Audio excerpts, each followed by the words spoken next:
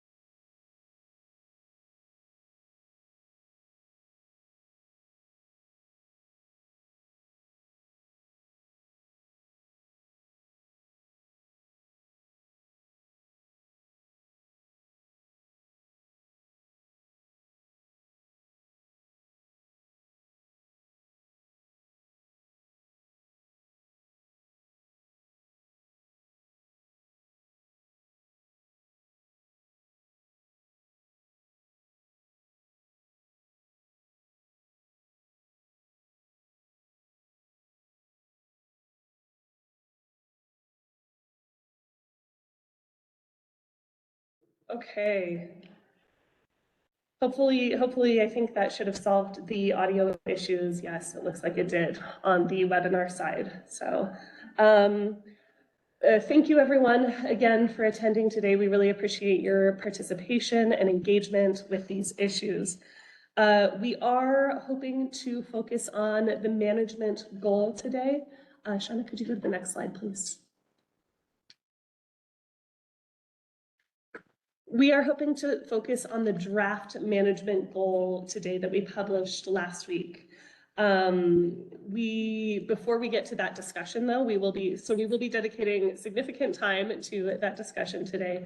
But before we get to that, we also wanted to take some time to talk through the process of establishing the AMA. We've gotten a lot of questions about this, so we wanted to take a little bit of time to kind of unpack what our different timelines are and what the different kind of concurrent processes are here to establish the Douglas AMA.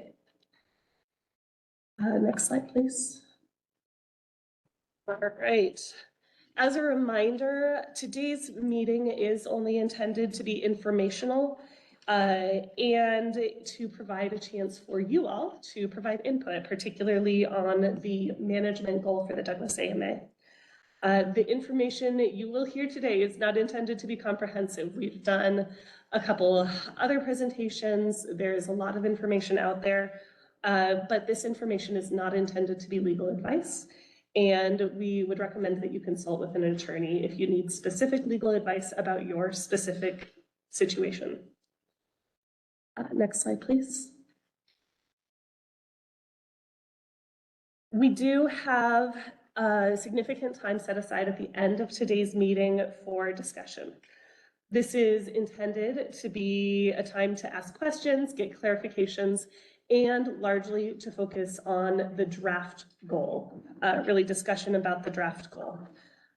We are limited on time. We are planning to end today's meeting at 6 p.m. So we do ask that you limit your time and limit your limit your comments to the topic at hand here.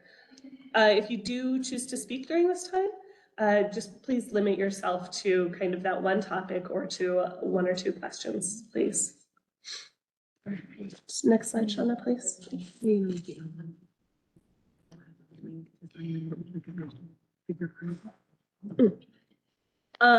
For the comment section at the end, for those of you who are participating virtually, we will also put in the chat link to a virtual speaker card, so we know when to call on folks for who are participating online, who would like to speak. So we will talk through that again toward the end of the meeting when we get to that portion. All right, so before we get started, I did cover this in the last meeting, but we do want to reiterate that we have some really specific definitions that we're working under here. The first definition here, and Shauna, it'll highlight each one perfect. So the first definition here that's really important is when we talk about irrigation, we have a very specific definition of irrigation. And for our purposes here, for our purposes related to the AMA, irrigation is specifically the application of water to 2 or more acres to produce plants or parts of plants for sale or consumption. So what that means is someone's lawn is not irrigation, but crops that they might grow to feed animals could be irrigation if it's over 2 acres, 2 or more acres. So application of water to 2 or more acres to grow plants or parts of plants for sale or consumption. That's an important one. We'll also be talking a lot about grandfathered rights. John, if you could, thank you. The grandfathered rights that we're specifically talking about are a right to withdraw and use groundwater based on lawful historical use of groundwater prior to the designation of the AMA.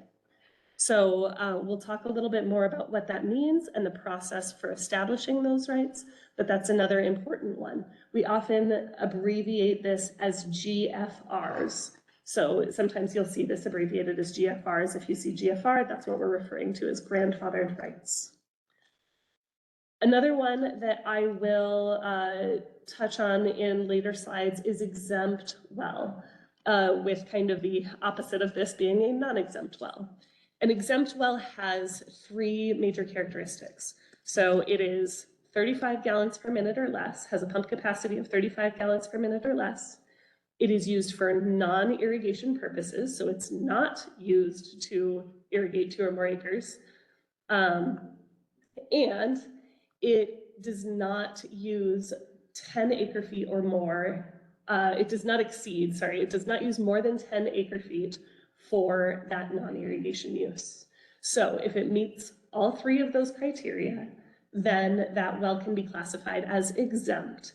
And what exempt means there is that it is exempt from being required to meter or report that water use. We're going to skip over these last 2 here. They'll become more important as we work through the establishment process of the AMA. But they are kind of important things to kind of keep in mind that these are things that we'll cover in the future related to the AMA. So with that, we will jump right into some additional information related to the establishment process.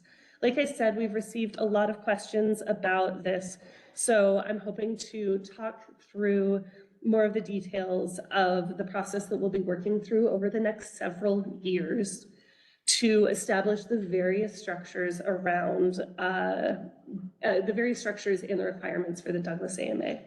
Some of this will sound familiar to those of you who have been to previous meetings, but hopefully you'll find additional details here, and we do have some updates here related to some of these processes. Next slide, please. All right. The statutory framework for most of what we will cover tonight comes from the 1980 Groundwater Management Act. This act authorized regulations for groundwater in certain parts of the state.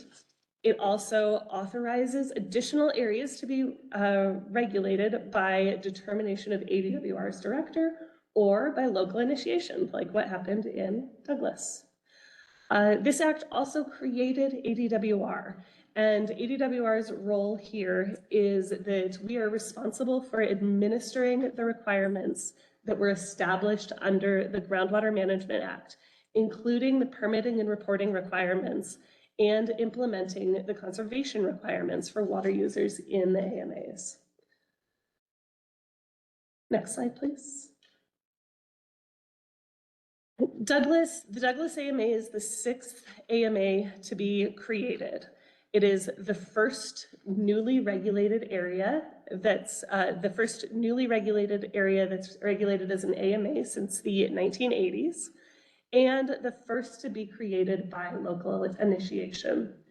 Because it is the first in so many ways, there are a lot of details that we're working through in terms of how exactly this process is going to go. Hopefully we'll be able to answer some more of your questions today, but there's still going to be additional details that we're going to be working out throughout this process. Excuse me. This AMA, the Douglas AMA, was established with the certification of the election on December 1st of last year, so December 1st, 2022. There are 2 main dates that you're going to see related to this AMA. One of those is December 1st, 2022, which is the establishment of the AMA. And one of them, the other one, is August 30th, 2022. So August 30th, 2022 is the date for the call for the election that eventually established the AMA. So what occurred when a call for the election occurred is that a prohibition on the expansion of irrigated acres went into effect. So only acres that were legally irrigated at any time in the 5 years prior to August 30th, 2022 may continue to be irrigated going forward. So the 5-year time period in question here is August 30th, 2017 to August 30th, 2022. That's the time span that we're looking at for legal irrigation going forward. Next slide, please. Very generally, anyone using water from a non-exempt well will need to obtain a grandfathered right or a withdrawal authority to continue using groundwater going forward.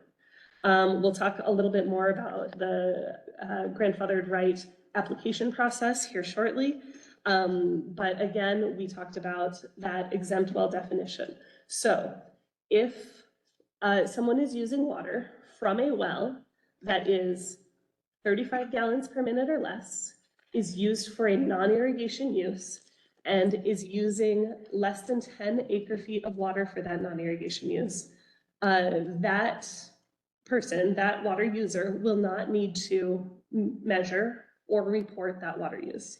Water use associated with exempt wells is exempt from those measuring and reporting requirements. Non-exempt wells are non-exempt. They are just the opposite of that. So any wells that do not meet those criteria to be an exempt well are non-exempt wells and will be required to measure and report their water use on an annual basis. There are multiple measuring methods that are available, and those annual reports will be due on March 31st of each year. Next slide, please. So I kind of got ahead of myself here. So with a few narrow exceptions, folks withdrawing water from non-exempt wells will be required to get a grandfathered right or other withdrawal authority. They will be, again, required to submit annual reports to ADWR by March 31st of each year. And they are required to install and use some kind of a water measuring device. And the reference you can see on the screen there is our statutory and rule reference for the types of measuring devices that are allowable. There's also information on our wells, on the wells page of our website associated with what type of meters or other measuring devices might be acceptable.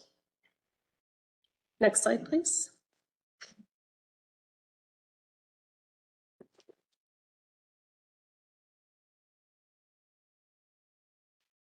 So we are now going to talk a little bit in a little bit more detail about the highlighted items here. There are a lot of moving pieces in establishing an AMA, and we have some overlapping timelines here. There are a lot of items on this list. We are going to be working through all of them, but really what we're going to be focusing on today is the timelines associated with the management goal, the management plan, and applications for grandfathered rights. Next slide. There are a number of different types of rights and permits that allow for the withdrawal of groundwater in an active management area. This slide shows the types of grandfathered rights or non-irrigation rights related to the use of water prior to the call for the election of the AMA. So again, prior to that August 30th date. So we have irrigation grandfathered rights. So that's, again, going back to that definition of irrigation, 2 or more acres to produce plants or parts of plants for sale or consumption. So folks who were irrigating between August 30th, 2017 and August 30th, 2022 can apply for an irrigation grandfathered right to continue irrigating going forward. We also have non-irrigation types of grandfathered rights. So a type 1 non-irrigation right is based on the permanent retirement of irrigated acres. And that water can only be used for non-irrigation purposes. A type 1 basically gets a maximum of 3 acre-feet per acre for that non-irrigation use. A type 2 is also a non-irrigation type of grandfathered right that can be applied for. And this is based on non-irrigation uses prior to the establishment of the AMA. So a type 2, the volume for a type 2 is established based on the historical use of groundwater associated with that groundwater use. Type 2s are flexible. They may be used anywhere in the AMA, and if the owner of the type 2 is not using the full volume, then they can lease a portion of the type 2 to someone else as long as they're within the AMA. Type 2s, again, though, can only be used for non-irrigation uses. For any of these grandfathered rights, there is an application deadline of March 1st, 2024. The kind of trigger for that timeline was the establishment of the AMA. So the statutory requirement there is that folks apply for their grandfathered rights within 15 months of the establishment of the AMA. So from December 1st of last year, 15 months forward, that's March 1st, 2024 is the deadline for those applications. Next slide, please.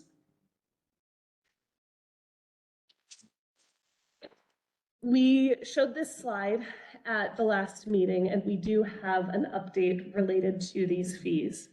Right now, as of today, if you apply for a grandfathered right, there is an initial fee of either $500 or $1,000. And that fee, that initial fee, serves as a deposit on an hourly fee. So what happens there is that the number of hours that ADWR staff spend on processing that application gets billed against that initial deposit. And then any additional may be billed going for at the end of the day once everything is processed, or there could be some refunded at the end of the day. The major update that I have here, if you could go to the next slide, Shauna, please. Is that we have definitely heard from you all, your concerns regarding the fees. We understand that those fees are substantial. And with the support of the governor, we are now informally, at least, authorized to initiate an expedited rulemaking process with the intent of reducing those fees. There is a formal legal process here, which is why I wanted to emphasize that as of today, those initial fees still remain in effect. So this rulemaking is going to take some time.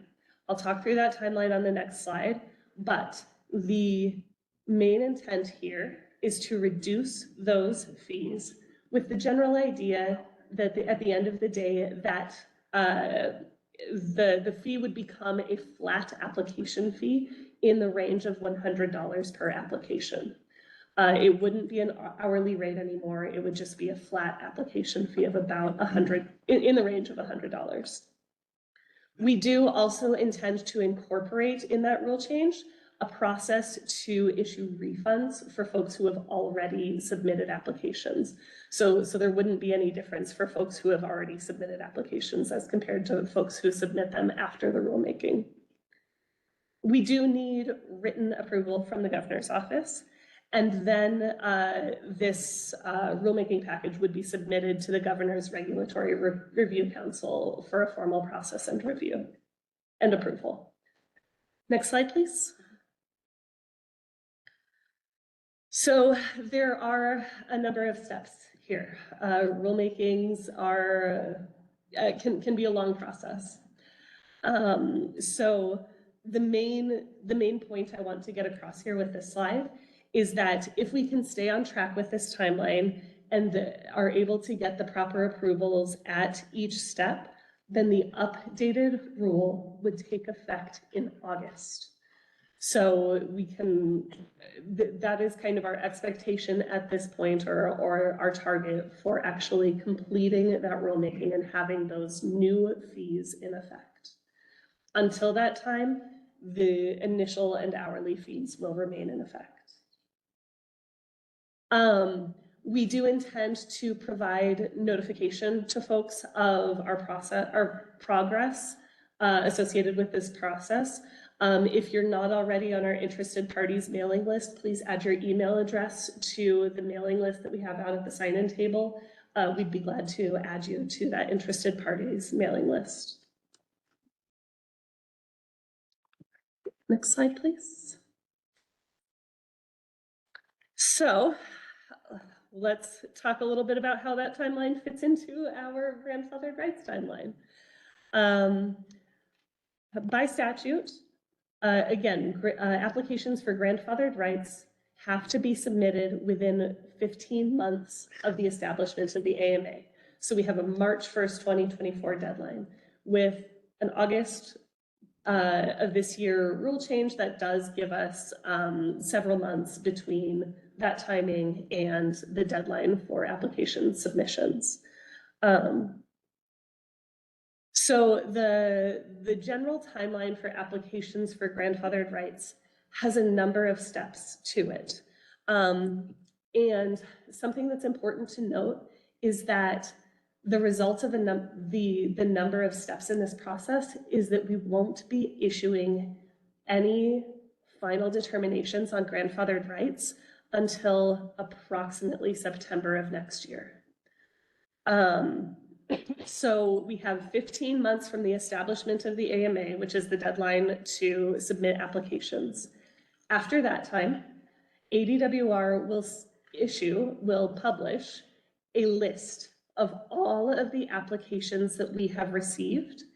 And at that time, folks will have, residents of the basin will have 180 days if they would like to file any written objections to any application that we've received. So because there is that objection period, we won't be issuing any determinations until after that objection period passes, which puts us out into early September of next year. I have a question. Sure. Will the public can object to any acre of farmland being moved into the AMA? Yes, that is part of the statutory, the legally allowed process for establishing grandfathered rights. Anyone Allow not a single acre farm, they can do that based off of objection from the public. Because I think we assume there will be objections on every single currently irrigated acre. I forgot to bring my statute book with me. There is some specific statutory language about what those objections can be based on. It can't just be, I don't think there should be farming here, so I object. Well, I guess, sorry, what the objections can be based on is the facts of the application. So if someone believes that there have been pieces of information in the application that have been misrepresented, they can submit an objection based on the facts of the application. So if everything been farmed the last 5 years, legally everything done.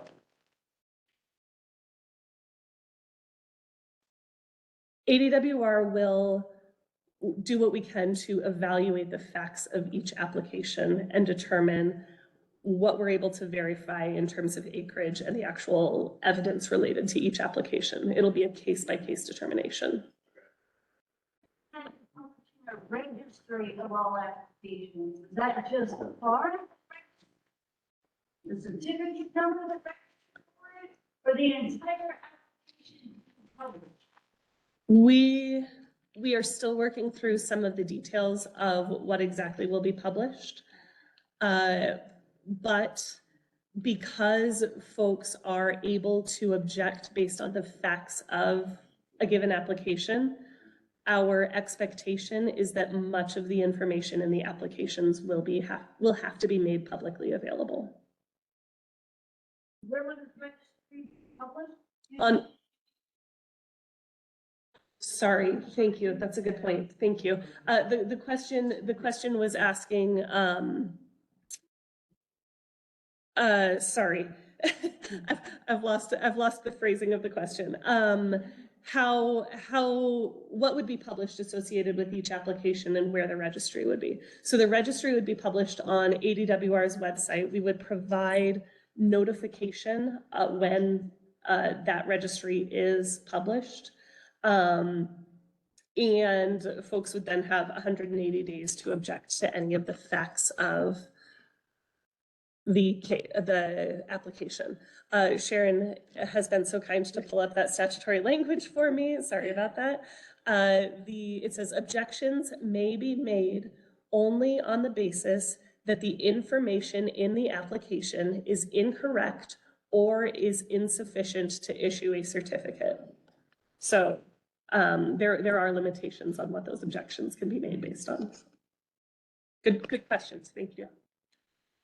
I know this. And I'm a person who voted for the A, but I did not vote against the farmer. And all of this, there's so much that seems to be the farmers. I wasn't interested in that.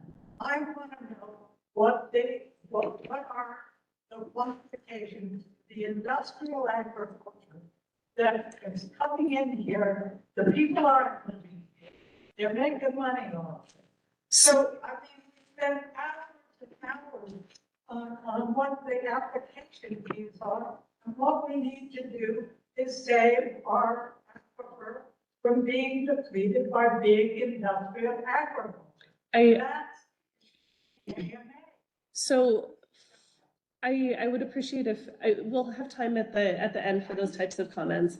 And this kind of time with the small and medium-sized farmers. I understand that there is frustration and the process is also important, and we want to make sure that there is correct information available about the process. So we'll get through this, and let's hold remaining questions for the end, because we do have some folks on the webinar, so I'll want people to come up to the microphones for questions and comments.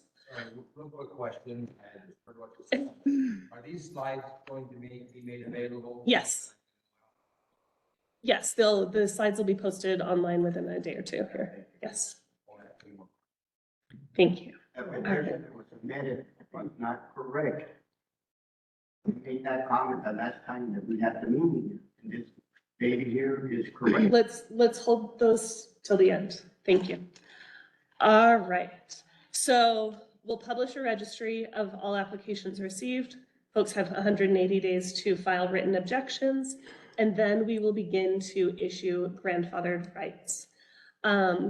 There is a process for review of applications. ADWR can request additional information or conduct investigations to determine the truth or the accurateness of a given application, of the information in a given application. And there is a process for judicial review and appeal of any given decision.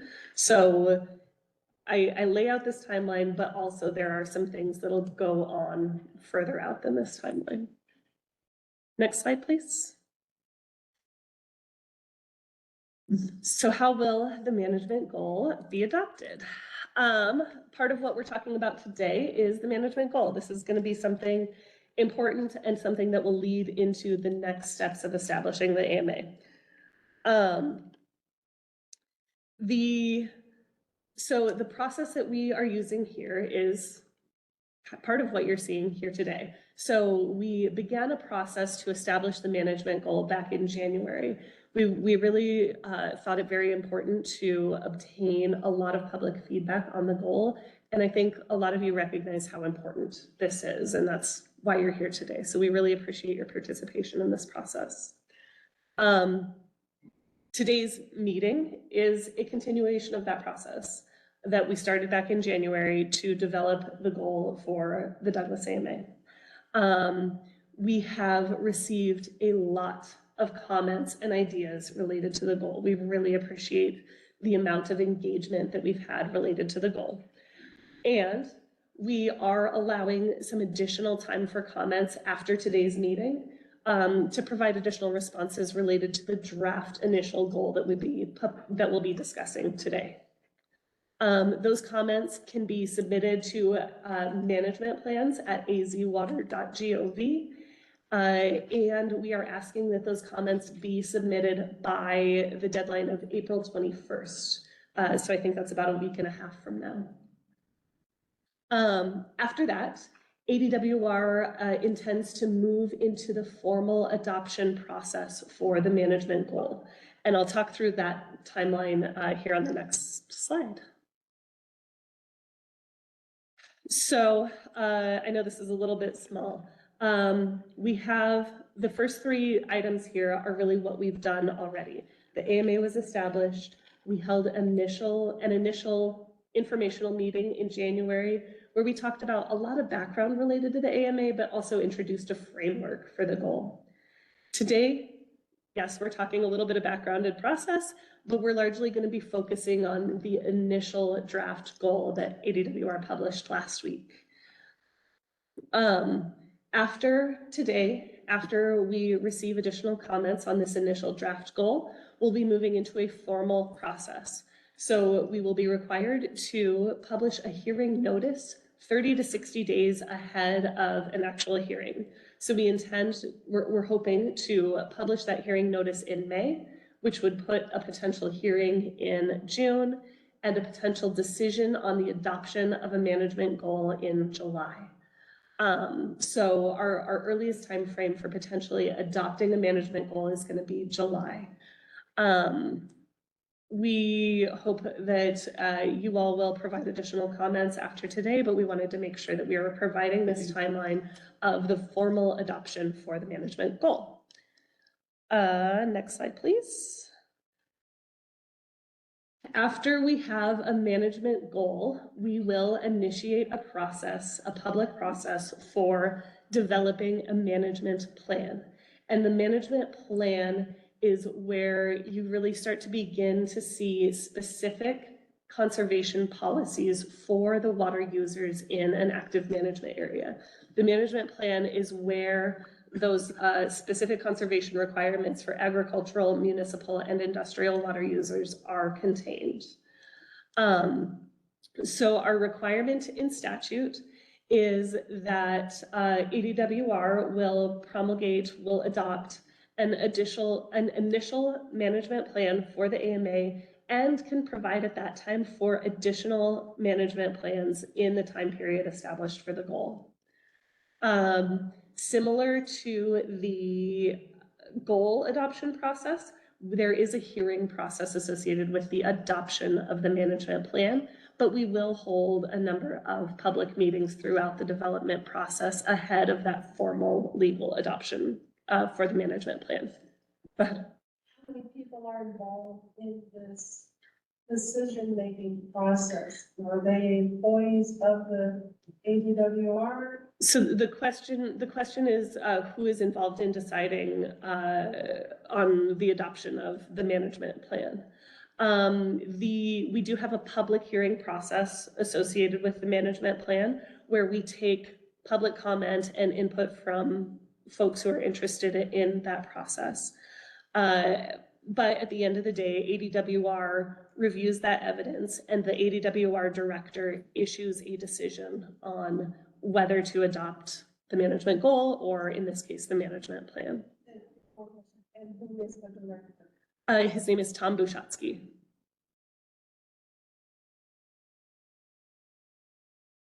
I'll show this again on the next slide, but it's important to note that by statute, the conservation requirements in the management plan do not go into effect until at least 2 years after the management plan is adopted. So again, this is a long process. It's going to take some time.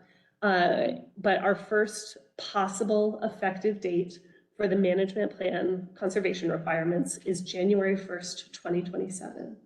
So next slide, please, Shauna. Thank you. So you can kind of see how that all plays out here.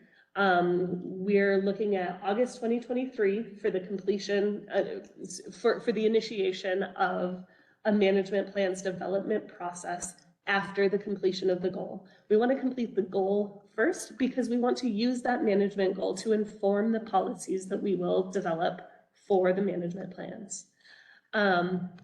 So it will take a little over a year to develop, according to that timeline, it will take a little over a year to develop the management plan and the requirements that will be contained in that management plan. And then use kind of the very end of 2024 to go through the legal adoption process for that management plan. As long as that legal adoption process is completed by the end of December in 2024, then we can have those conservation requirements go into effect on January 1st, 2027. Next slide, please. All right, so a whole bunch of process. Yes, question. You know, I understand that there's gonna be a local board appointed or elected, you know, and I would be, you know, elected out of this community or the community involved, not just everybody from Phoenix for that. Is that true? And when would that also? So the question is about a local group kind of representing the AMA. So the Douglas AMA will have a groundwater users advisory council. That council advises the director on policies related to the active management area. Those folks are appointed by the governor. I don't have any kind of update on timing or anything like that for when those folks will be appointed. Hopefully we'll be able to bring updates on that for future meetings. How can they apply? How can interested parties apply? The question is, how can interested parties apply? Folks can apply for those positions on the Arizona Boards and Commissions website. There's an application there and there's a drop-down menu where you can select Douglas AMA GUAC. So, thank you. Sorry folks, I know. Let's try to hold questions to the end. We're gonna have lots of time at the end for questions and comments. Let's finish getting through these management goal slides. I think I have 3 more slides here, so we're almost done, I promise. All right. So the management goal, just to recap a little bit, Shauna, if you could go to the next slide, please. So just to recap a little bit, the management goals for the initial AMAs were all established by statute.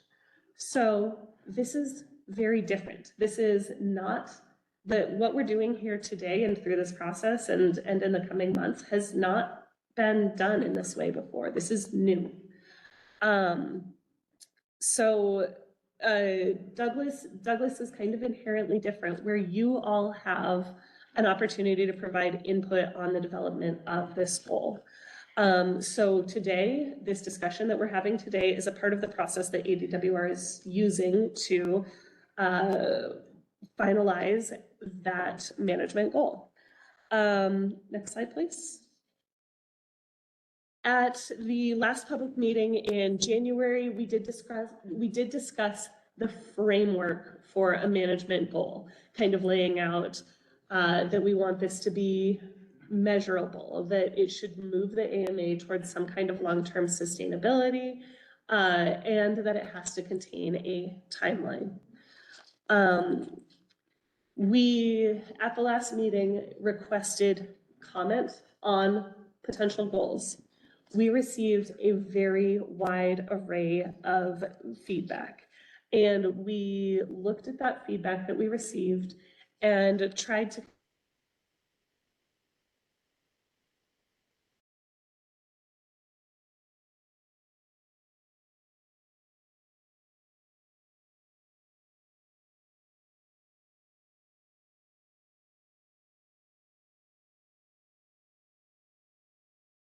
the initial draft goal that ADWR published.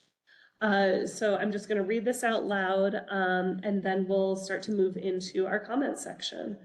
So here's our initial draft. And the reason I want to emphasize initial draft is that this is really our first stab at this. We are looking from you all, we're hoping from you all to get thoughts on whether this is good as is, whether there are ways that this can be improved, what might work best in terms of moving forward with a management goal for the Douglas AMA. So what this says here is the management goal of the Douglas AMA is to support the general economy and welfare of communities in the basin by attempting to reduce the rate of aquifer depletion by 2035 and by further attempting to reduce the rate of aquifer depletion every 10 years thereafter. Next slide, please, Shauna. So I'll have that slide back up on the screen when we get to comments, but I did want to just reiterate some logistics as we move into this comment section. We will be opening the floor for questions and comments related to the establishment of the AMA and really hoping to focus on the draft management goal for Douglas.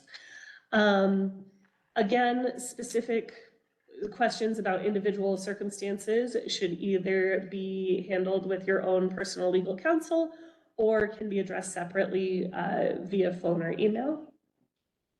We do request that you all be respectful to your fellow attendees and to ADWR staff. We really appreciate the productiveness of many of the suggestions we've gotten so far, so we do hope to continue that. And we do ask that folks speak into the microphone. We have about 47 participants on our webinar tonight, so we really want to make sure that folks online and also for the recording of the meeting are able to hear your questions and comments as we're working through them. For folks on the webinar, I see that Sharon has put a link to the virtual speaker card in the chat. So folks on the webinar who wish to speak, please fill out that virtual speaker card. We'll be monitoring that and we'll be calling on folks online as well. So with that, Shauna, if you could bring that initial draft back up. Perfect, thank you. It might be helpful to understand whether you're thinking as you created this goal. Talk a little bit about some of the specifics here, particularly from the language and what it means. Sure. So the comment here was asking for us to kind of break down a little bit what we put into the goal and some of the intent behind that language. Very generally, at least, the first portion of the goal, so the management goal of the Douglas AMA is to support the general economy and welfare of communities in the basin. That phrasing, supporting the general economy and the welfare, actually comes directly from the statement of policy in our groundwater code. So that is kind of the explicit intent of the folks who passed that law of what our goals are related to the Groundwater Management Act of our groundwater regulation. So we thought it was helpful to kind of be explicit that all of these regulations are really with a goal, with an intent of supporting the general economy of welfare of folks here in the basin. The next portion, which is kind of the metric and the measurable portion, attempting to reduce the rate of aquifer depletion. So this is something that we developed actually in collaboration with our hydro team, our hydrology team at ADWR, as a metric that we can measure both in the absence of a model and once a model is developed. So we do not have a groundwater flow model for Douglas at this time. Our hydro team is actively developing a process by which they are going to create and publish that model, but we don't have it yet, and it's going to take some time. I think we're on a 3-year time frame, and Ryan is nodding for me for those of you that can't see. So it's going to take some time. So we wanted something there that could be, we wanted to phrase that in a way that it's something that's moving the AMA toward more sustainable groundwater use, but also is something that can be measured both now and in the future with a model. The timeline that's included there, 2035 and every 10 years thereafter, kind of mirrors the management periods in the initial AMAs, but we intentionally kind of left that open-ended so that there can be continuing improvement and development over time. 10 years is a pretty reasonable time frame that we've seen from our experience to actually be able to track changes over time, kind of on hydrologic differences and changes over time. So thank you for that. That's a fair question. All right, so if folks in the room want to kind of start lining up, maybe 1 or 2 people at the microphones at a time, go ahead and do that. Sharon, while we're waiting for folks to start coming down, do we have anyone on the webinar? Oh, thank you, Mike. All right, just give us 1 moment while we get ourselves organized for comments. Oh, this is so hoarse.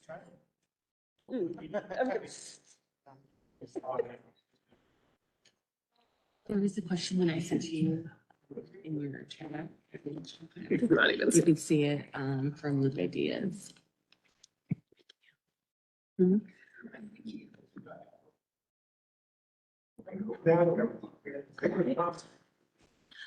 Do we have any virtual requests? So far, no. Okay. Just a quick comment. Last time I was on Zoom meeting, it was very hard to answer a lot of questions. So if you repeated them, that would be very helpful. Oh, yeah, yeah, I always hate paraphrasing folks' comments, so to the extent that folks can speak up, speak into the microphone, we do appreciate that. The question here from the audience was just asking me to repeat the comment because it can be a little bit hard to hear on the webinar. So we'll certainly track that, and I will do my best to not paraphrase and potentially butcher all of your comments. So, good, let's go ahead and get started. We'll start with Mr. Michael Gregory, president of Yield, now 50 years or so. And I will be applying for a grandfather group. I'm just noticing that in talking to my neighbors about this, one of my neighbor's grandsons, after looking at his goal, they characterized it very well. He said it's a nothing. The opening of the goal about general economy and so forth, that's statutory language, and no problem. But when you get down to attempting to reduce, that says nothing.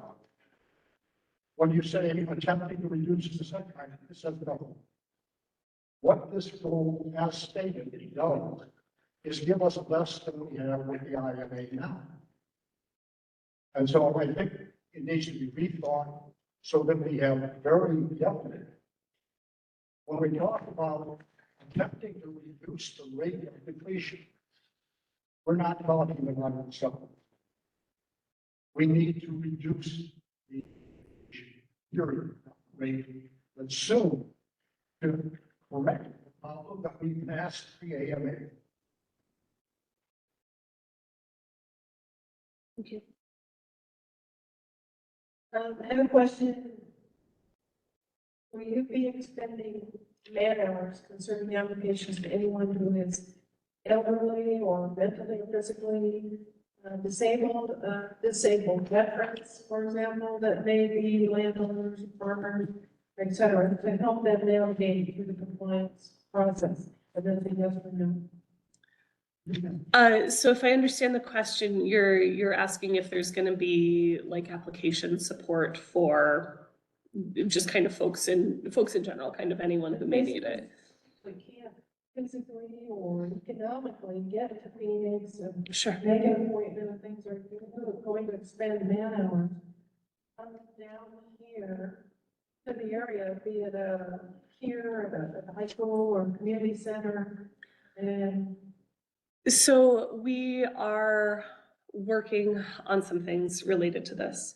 One thing that we are working toward is setting up a place where folks can go at the public library here in Douglas to work through their applications, work on online applications, and also to meet virtually with ADWR staff on any application questions that they may have.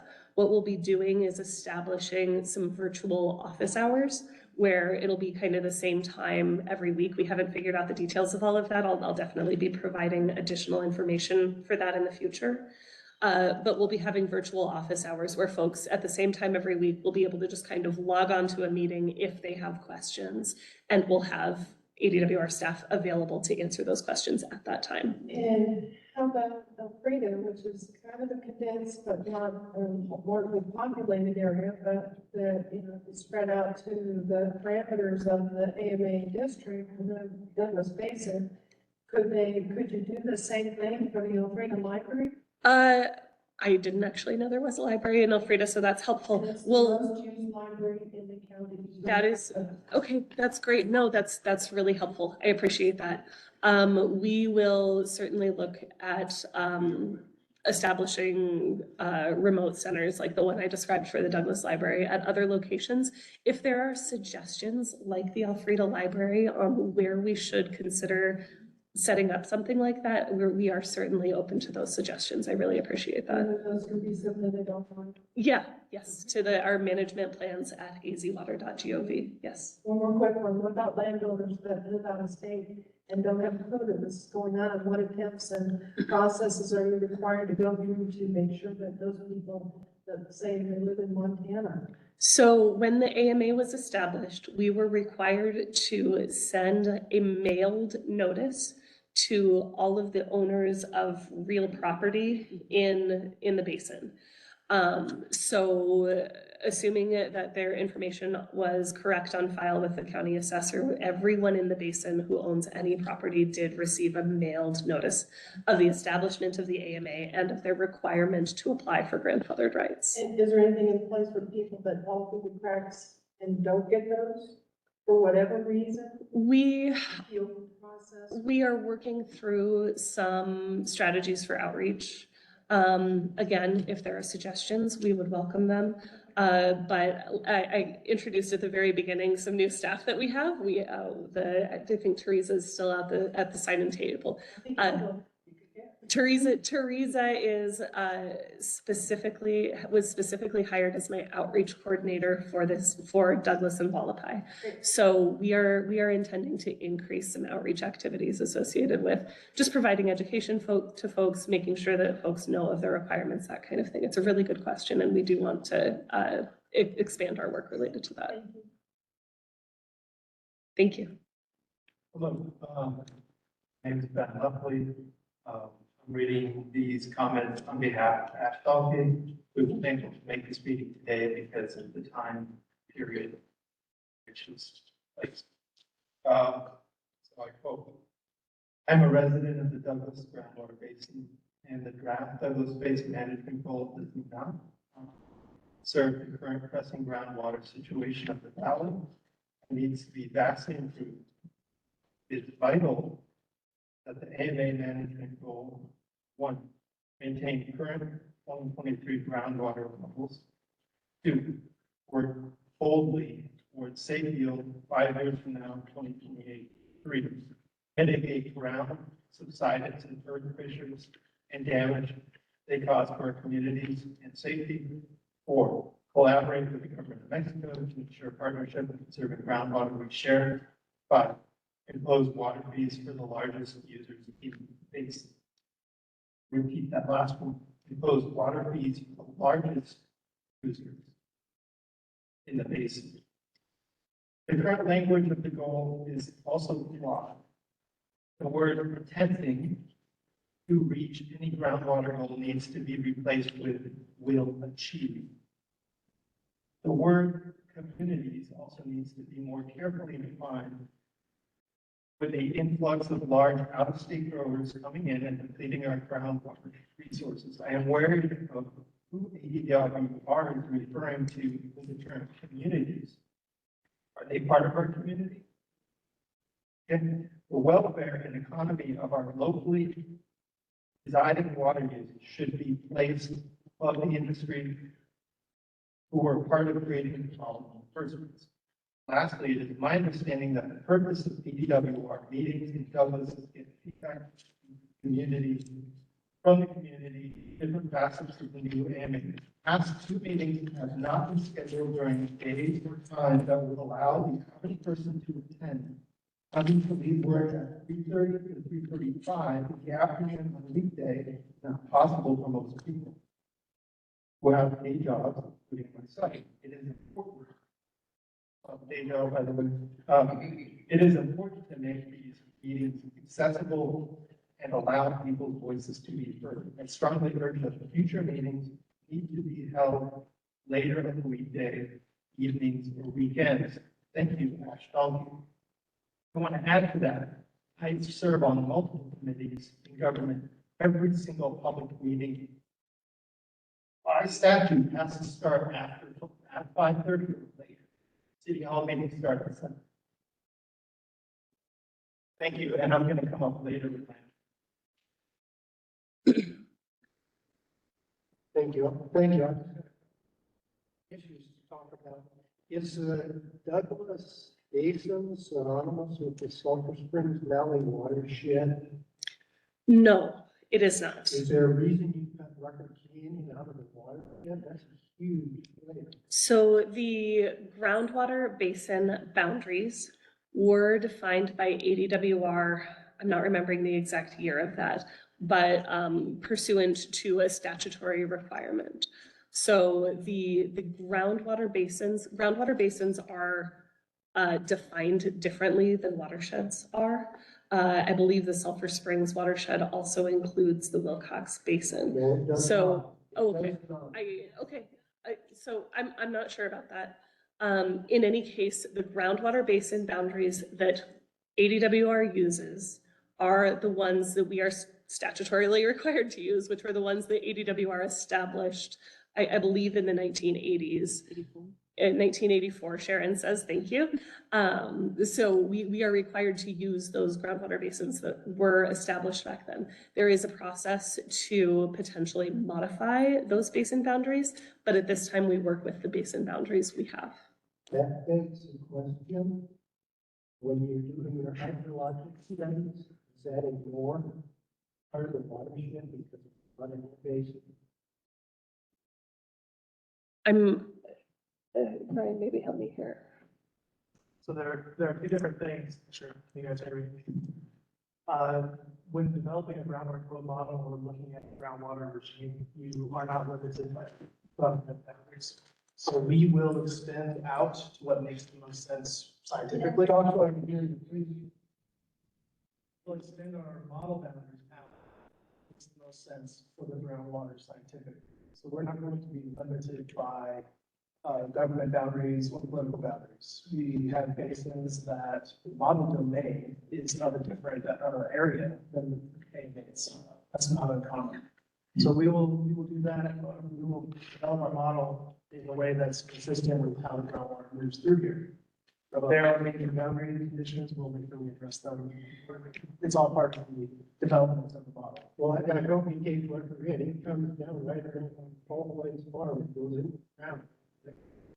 Most of the time. Anyway, thank you for clarifying that, it's acreage here. My other question is, I've been trying to fill out my grandfather's water rights and calling your health number and two units. And they have told me I should apply, I've got irrigated acres that have not been irrigated, the IMA that they signed. You stated here, and I understood it, I can only apply for acres that I have put water on in the last 5 years.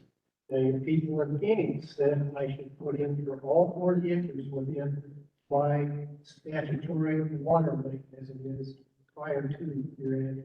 So there is, am I still on here? No. So it's a good question. And I can provide kind of the general legal framework, and I'm not going to be able to provide a recommendation for what you should do in your particular situation. The general framework is that there is an exception allowed for what we call substantial capital investment. So if substantial capital investment was made to begin irrigating that land, for example, then you can apply for us to consider that substantial capital investment as a part of your application for a grandfathered right. So if there has been, if ADWR determines that substantial capital investment was made, we can consider those acres to have been irrigated, even if they were not physically irrigated in the 5-year period. Acres assigned within the EAP, nothing to that's what you just said.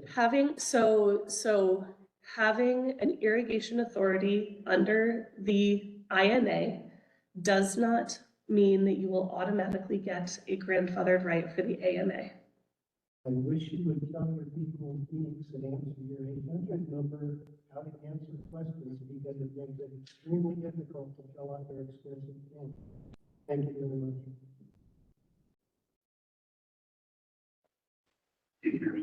I'm Stephen Day, I'm here from North America.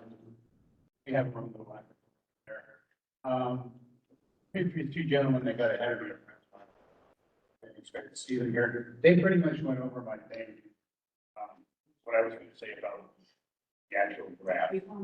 But I've heard from you saying you guys are going to submit like an RFI for that, request for input from the public, or for people to actually input on that and say, hey, this sounds what people like what the gentleman said before me. You know, if we just Fine.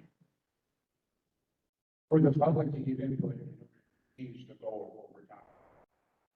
That's what I was understanding. You saying you're going to put a request for input of the public and say, we don't think the wording's correct. We'd like to change the wording to say this. And I mean, is that? So what we're doing today, and as a part of kind of the request for comments after this meeting, is an informal process. So it's not a formal legal proceeding or anything like that. What today is ADWR published an initial draft. We are requesting informal feedback from folks on that initial draft. And after that deadline for that informal feedback, at that time, we will begin formal legal proceedings to adopt that goal. And there will be a formal public comment period associated with that hearing process, those formal proceedings to adopt the goal. This is actually, you're going to take the input from people here about that, and then you're going ahead and modify that. We're in the future, bring out the modified officially come, come. That's the general intent here is that we'll consider folks' input from today and going forward and decide whether we want to modify the draft goal to head into that hearing process. And, I heard one of your questions. As it stands now, the way the laws are written, apparently no new they buy up 100 acres to start irrigation. No new farming, No new irrigation. The entity can come in here and water at this point. The irrigated acres are kind of frozen in place at this point. And then I farm myself, I mean, I have like a gardening about this. I am not anti-farming, I don't people irrigate correctly. 97% of that water ends up back in the ground. The aquifer very little by plants, by evaporation. The application process I'm hearing sounds to be rather complicated. I would like to see it made easier and better for those individuals, like a couple of things. I'm working with USDA right now to try and get grants. There's processes you can go through to make the process a little bit more smooth, a little bit easier. I want all of the established farms to maintain themselves better. So as for making the application processes smoother, easier, so right now, all we have on our website is a PDF application that folks can download and fill out. We are working on a better online application process. It's taking some time on the IT side of things, but we do hope to roll that out in the future. And like I said earlier, we also have some improvements that we want to make with outreach and answering folks' questions. So we do hope to improve on that type of thing going forward. I appreciate it. I just like to ask a question. On the application working, with the people have already established the water rights and stuff, they're gonna have to reestablish the water rights, and that application is gonna cost $500 and then $125 an hour to do that. So the current fee structure is either a $500 or $1,000 deposit, depending on what you're applying for and whether there's SCI, substantial capital investment, excuse me. And then there is a $118 hourly fee that is charged against that initial deposit. So we use that initial deposit, we bill against that initial deposit. And if the hourly fee adds up to more than that initial deposit, we would bill. If the hourly fee is less than that initial deposit, we would provide a refund. However, with the expedited rulemaking process that we talked about, all of those that would go away and it would be replaced with a flat application fee, one-time application fee, no hourly fee, in the range of $100. I have a statement that I was gonna read, it was kind of like some historical information. The Douglas Basin is a biological national water basin in the Strait of Mexico, and which complicates the natural goals for the area that should be taken into consideration. Historically, this area has been a natural resource used primarily for farming and ranching. The agricultural use typically ground in the goals of this area, as it was done in the Canal County AMA. These areas, there are also areas in the Bisbee area that are in the basin that did not qualify or get their water from the basin, but they join the basin and in the rivers. The Douglas AMA is transitional aquifer that has recharged and used in both the north and very therefore being replaced with calculations. Must include the recharge coming from the land in the north, in addition to Arizona. These areas economy, the area economy is greatly supported by agricultural production and the presence of the agriculture in the area. The management goal and plan for the Douglas AMA is to allow development of the non-agricultural uses in the economy and to preserve and protecting the existing agricultural uses in the economy in the active management area for as long as feasible. Consistent with the necessity to conserve future water supplies for non-agricultural uses. The goal of the Arizona AMA is to maintain a viable aquifer for continued agricultural production and domestic use while maximizing efforts to enhance recharge and replenishment. To honor this historic custom and culture of the area, I'd also like to point out that, you know, Douglas can expand, but Douglas and the cities are going to always, correct? So, if I turn this off again, I did.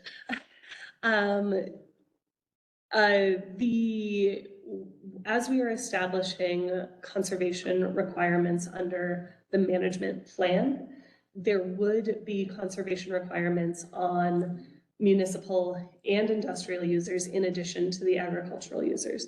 Obviously, the acreage requirements are kind of focused on agricultural users, but non-irrigation users are also required to apply for grandfathered rights. So that includes industrial users and municipal water users. And, you know, like many of my friends in Douglas are concerned about, you know, they want the water in Douglas to increase.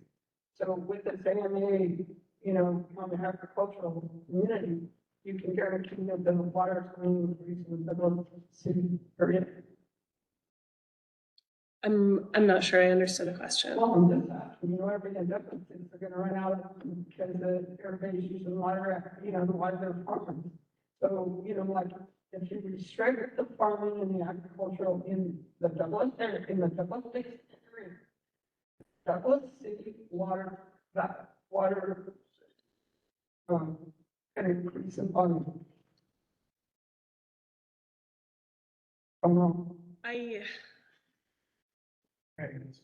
Thank you. If you're speaking from groundwater hydrology, stop pumping over here, speed over here, and the answer is yes, it's just a matter of what that lifetime would be.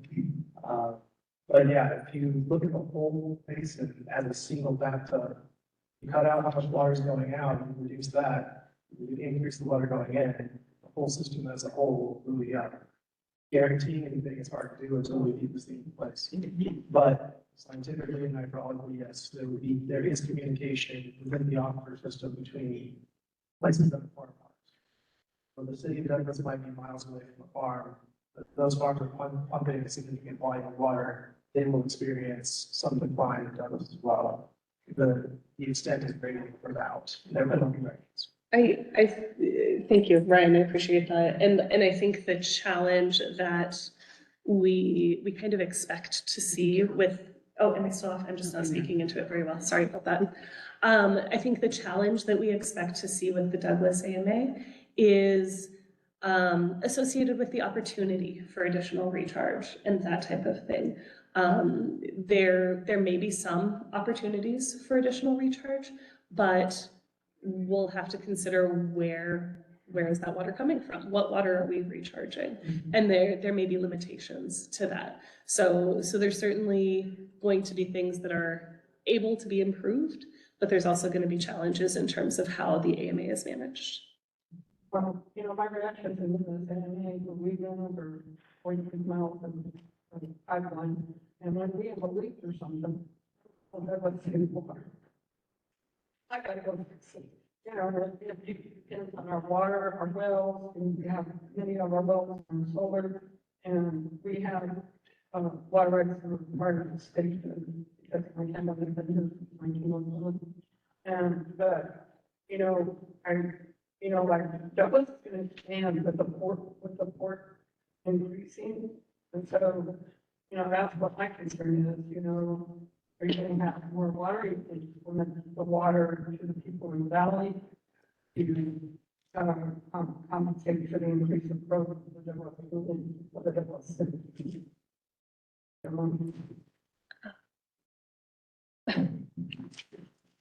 Honestly, that's where our water flow model has a real handy. And you can ask. You know, the water, you know, where it's both by natural water system, you know, goes into the enormous.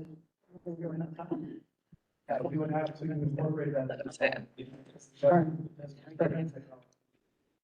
Well, I like, I went to. Oh, we can take it. Thank you. Thank you. Okay. I'm gonna pause with the in-person questions really quickly. We do have, well, we're gonna come back to you, I promise. But we do have 2 virtual comments. So the first one that we received is from Representative Lupe Diaz. Representative Diaz, I saw that you put something in the chat as well, but we wanted to give you an opportunity to speak in the meeting if you wanted to. So if you can unmute yourself, please go ahead.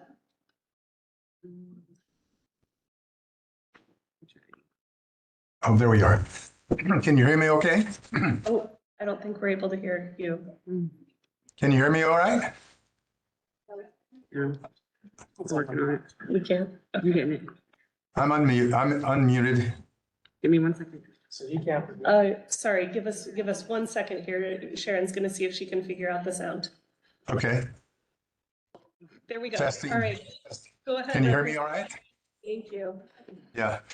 Well, good evening, everybody, and it's great to be here with you. I have a question, and that's how you know, in building the management plan, how are you taking into consideration that the Douglas Basin is a binational water aquifer? It's transnational, and it has recharge and use in both Arizona and Sonora, Mexico. That's my first question. Great, and thank you, Representative Diaz, for the question. So there is some challenge there. We recognize that physically it is a transnational basin, but our legal structures are associated with the state of Arizona. So that authority ends at the boundaries of the state of Arizona. So our development of the Douglas Active Management Area is really limited to that geographic area that is inside the state of Arizona. So, okay, that answers the first question. So my next thought is that, so the activity in Mexico will not be taken into account. So they can have large, industries out there, and that will not be taken into account for, but it'll still lower our aquifer here in Arizona. And now I saw that you also had the Santa Cruz water basin out there. Is that also, how's that working out there? Maybe I'll let Ryan Mitchell, our chief hydrologist, take that. Representative Diaz. Thank you. So I think the concern is the question is how do we something that's hydraulically connected, and that is that we can't regulate anybody. They are outside of our jurisdiction, so to speak, but we do know what the water use is based on what you're going to collect. A lot of our models that are close to the boundaries of the state will bleed over into California and into Mexico. So that's not uncommon for us to try to incorporate as much of that information as we can. So there is, published available water use data, we know where their wells are, and we'll put them into the model we can get across the border so they can simulate those conditions. If we can't get really accurate numbers, what we'll have to do is make some assumptions and put in a boundary between us and them that will be a part of the model. So there will be, we will look at it as a whole system. Okay. So you were breaking up a little bit up here through the virtual. So did you say that there is a formula that you all are working with that you do take consideration the usage that is taking place in Mexico? Is that what I heard? So to speak, can you hear me better now? So it's all about how much data we have access to. If we know it and we can put it into our model, we will. If it's valid, then we can, or the information we're getting, we will use it. If we don't know, then we will use what we collect in along the border to get an idea of how the water levels have been declining and improving over the years, so we can simulate the gradient. And if we know that the water in general is flowing into or out of a certain part of the model, we call that the boundary or edge. And we look at the existing data to calibrate to make it match as best as possible to the real world evidence. So Incorporated is also information. It's very different and complex depending on where you are. Yes. Well, that it doesn't, just looking at it from my perspective, it doesn't seem fair that we would limit our citizens here while, the aquifer is depleting, but yet not take into consideration, and even taking into consideration some of the averages that might be happening on the other side. I don't know if that, and I know that there's international laws that come into play here, but I'll be looking forward to hearing how that is all mitigated. Thank you. Thank you, Representative Diaz. All right. I think we had one other virtual comment. Just provided the name of Johnson. We have one other request for virtual comment. We just have the name Johnson. Was there someone on the webinar by the name of Johnson who would like to make a comment? Yes, I do. Thank you. We can hear you. And can you hear me? Yes. Okay, yeah. So are you going to take into consideration of low water use plants during the irrigating of low water use plants for the AMA? The INA didn't have anything to do with low water use. They kind of just put everybody in the same category. So the INA had 2 acres. You're allowed to grow a little less than 2 acres of plants. And I wonder if you're going to have any consideration for low water use plants for the AMA. So if you're talking about irrigated agriculture, we do have statutory structures around what we kind of can and cannot do with relation to the acreage. So for example, we would not be able to allow expansion of irrigated acreage for low water use plants. But there may be other considerations that might be written into the management plan regarding alternative programs that may consider different types of water use associated with lower water use crops. Is that, I'm not sure if that totally addresses your question. One other thing that I would like to note there is that we often refer to low water use plants in the context of things like turf facilities, golf courses, landscaping, really, where we might provide or we might create structures for limitations on how much water low water use acreage might use. There might be conservation requirements for those types of landscape users, but I'm not totally sure if that's what you're referring to. So basically my question is about farming less than 2 acres with drip irrigation. So a lot of plant uses are your irrigation is less than 4 months, 5 months out of the year. It's not a 12-month program. The INA didn't give any classifications other than just less than 2 acres with a exempt well. So with an exempt well, you could go up to 2 acres. Are we still able to do 2 acres of drip irrigation plants in the AMA? And what category is that? I've never seen anything on a category of an exempt well using irrigation. So what it comes down to is our definition of irrigation, which is applying water to 2 or more acres of plants, 2 or more acres of land to produce plants or parts of plants for sale or consumption. So if you are not irrigating 2 or more acres, if you're irrigating less than 2 acres, then that does not qualify, that does not count as irrigation under our structures. And you could continue doing that with an exempt well because it is not classified as irrigation under our legal definitions. So that could be considered to be an exempt use because it would be considered to be non-irrigation. So if I wanted to grow more than 2 acres, I can't do it with an exempt well, correct?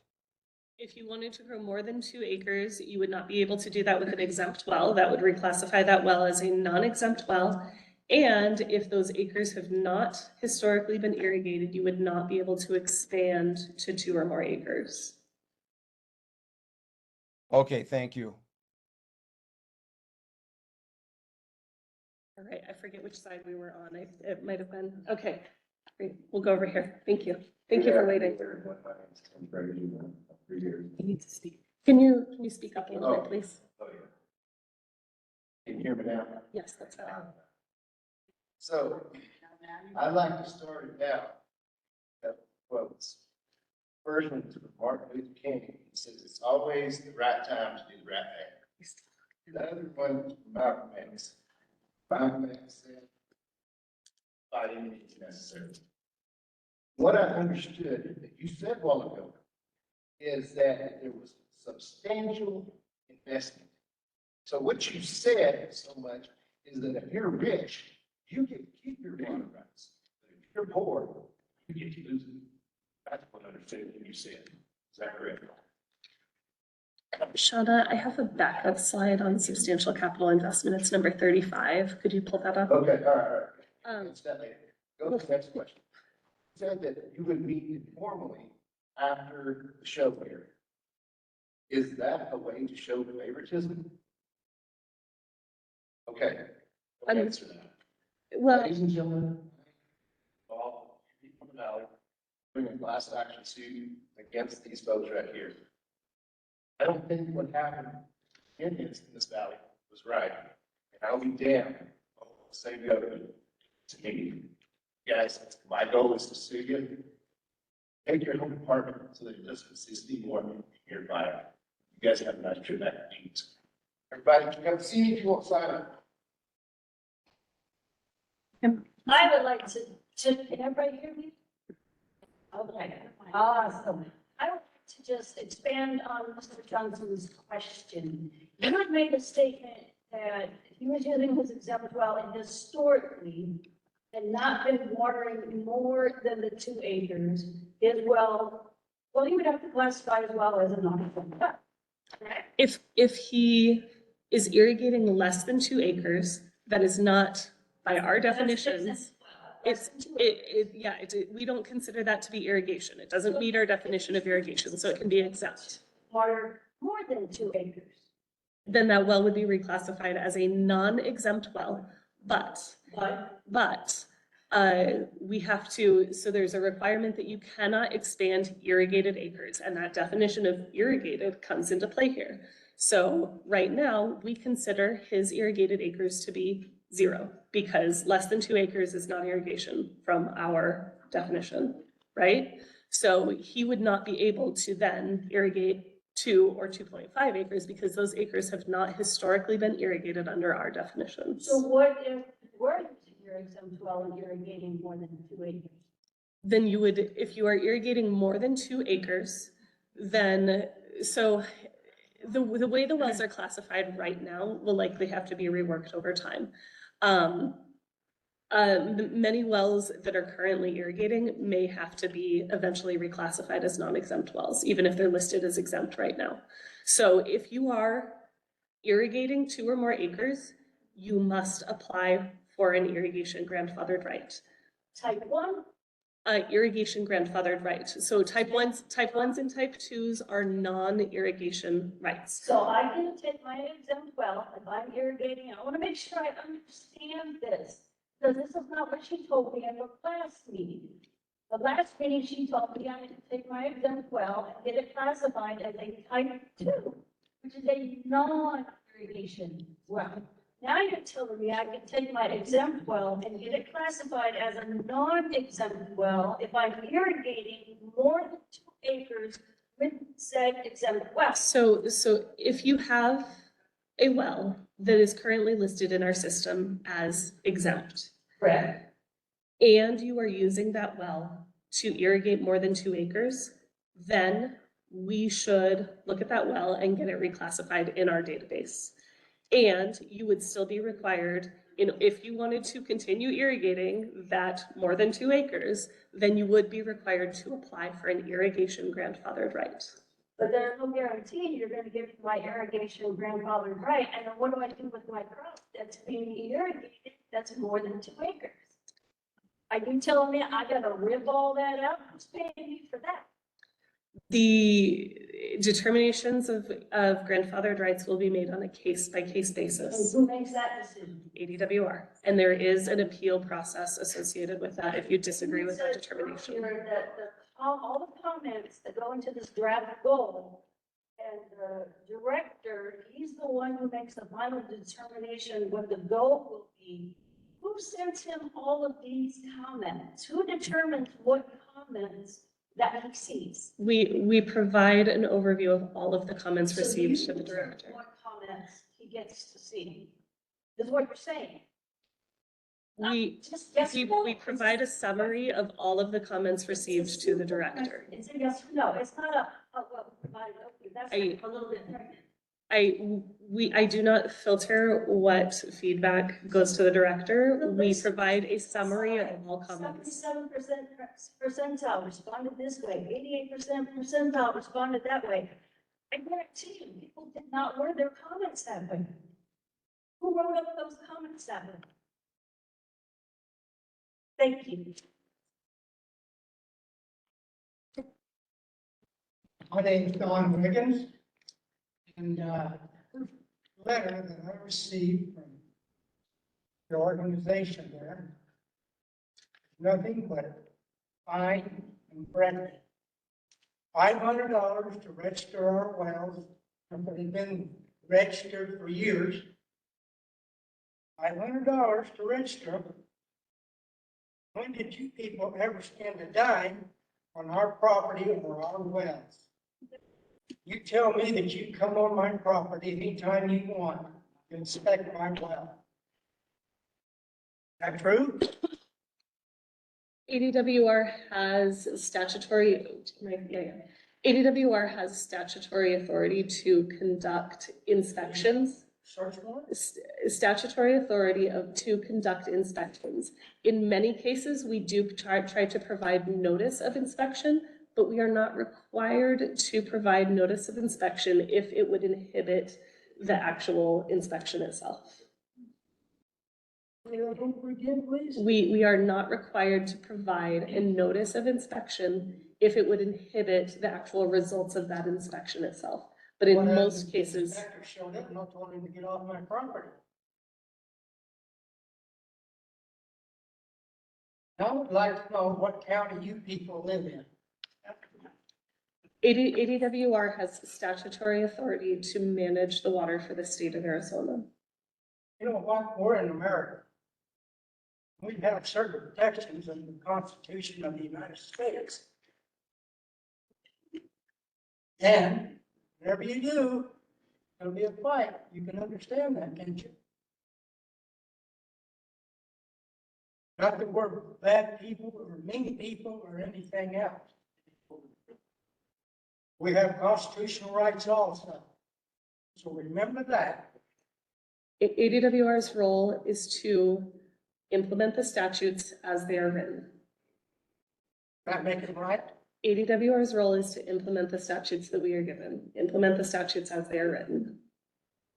Thank you. Afternoon. So I have both a statement and a question for you. So I have about 120 acres on North Martineau Road, and I purchased that as part of my retirement plan for a vineyard. It is not planted yet, facing about 25,000 acres, so the whole process is very different than commodity crops because you may roll out the first 5, the next 5, so you kind of expand over time. I did a lot of research before I bought the property. I specifically purchased within the INA because I wanted the water rights. I paid a premium for the land for the water rights as opposed to if I'd gone further north or, you know, a lot of other areas where you could just pile cap. But I actually went for the water rights specifically and I paid for them.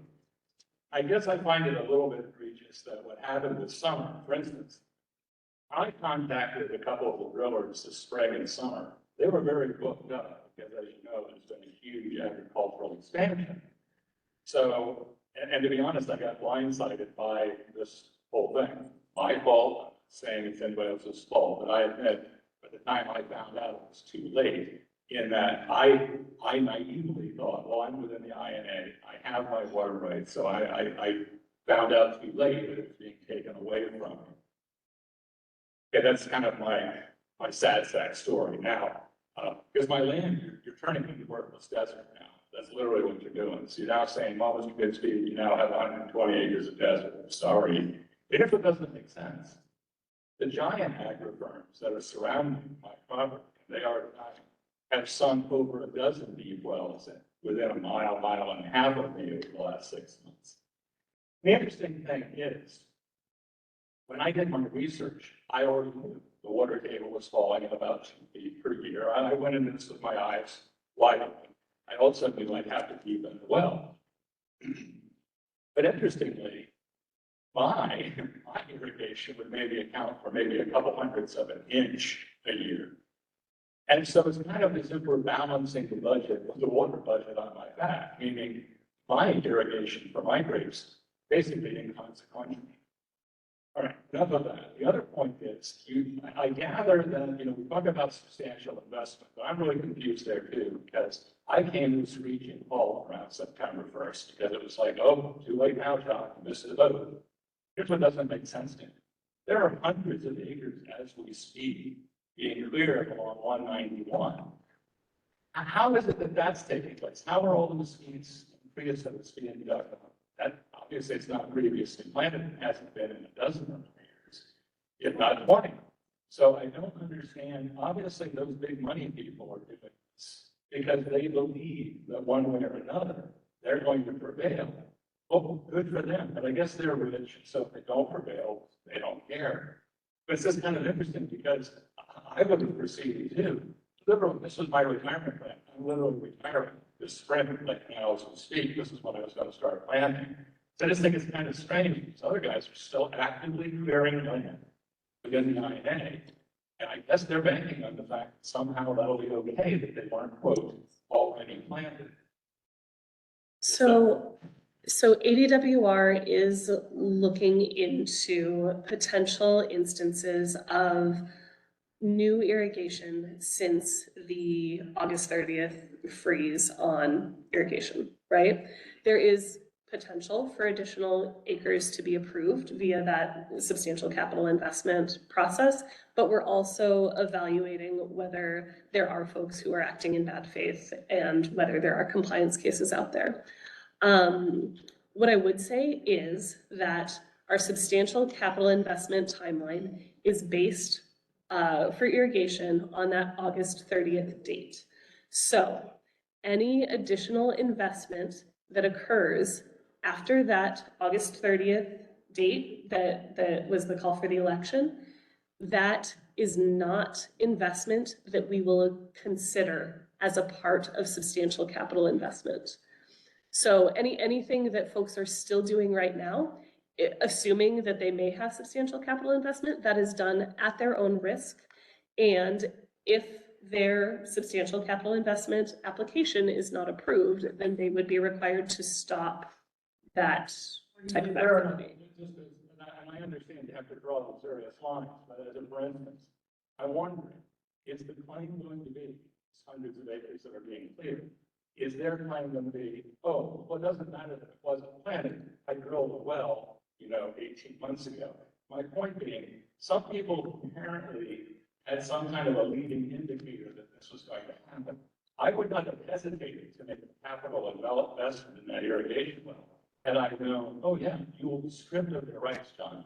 Your investment down the line. I'm just saying, really, that was not communicated. The attitude seems to be, well, the ignorance of the law is no excuse. For instance, it was very strange that it was upon the signatures being submitted that you issued the hold.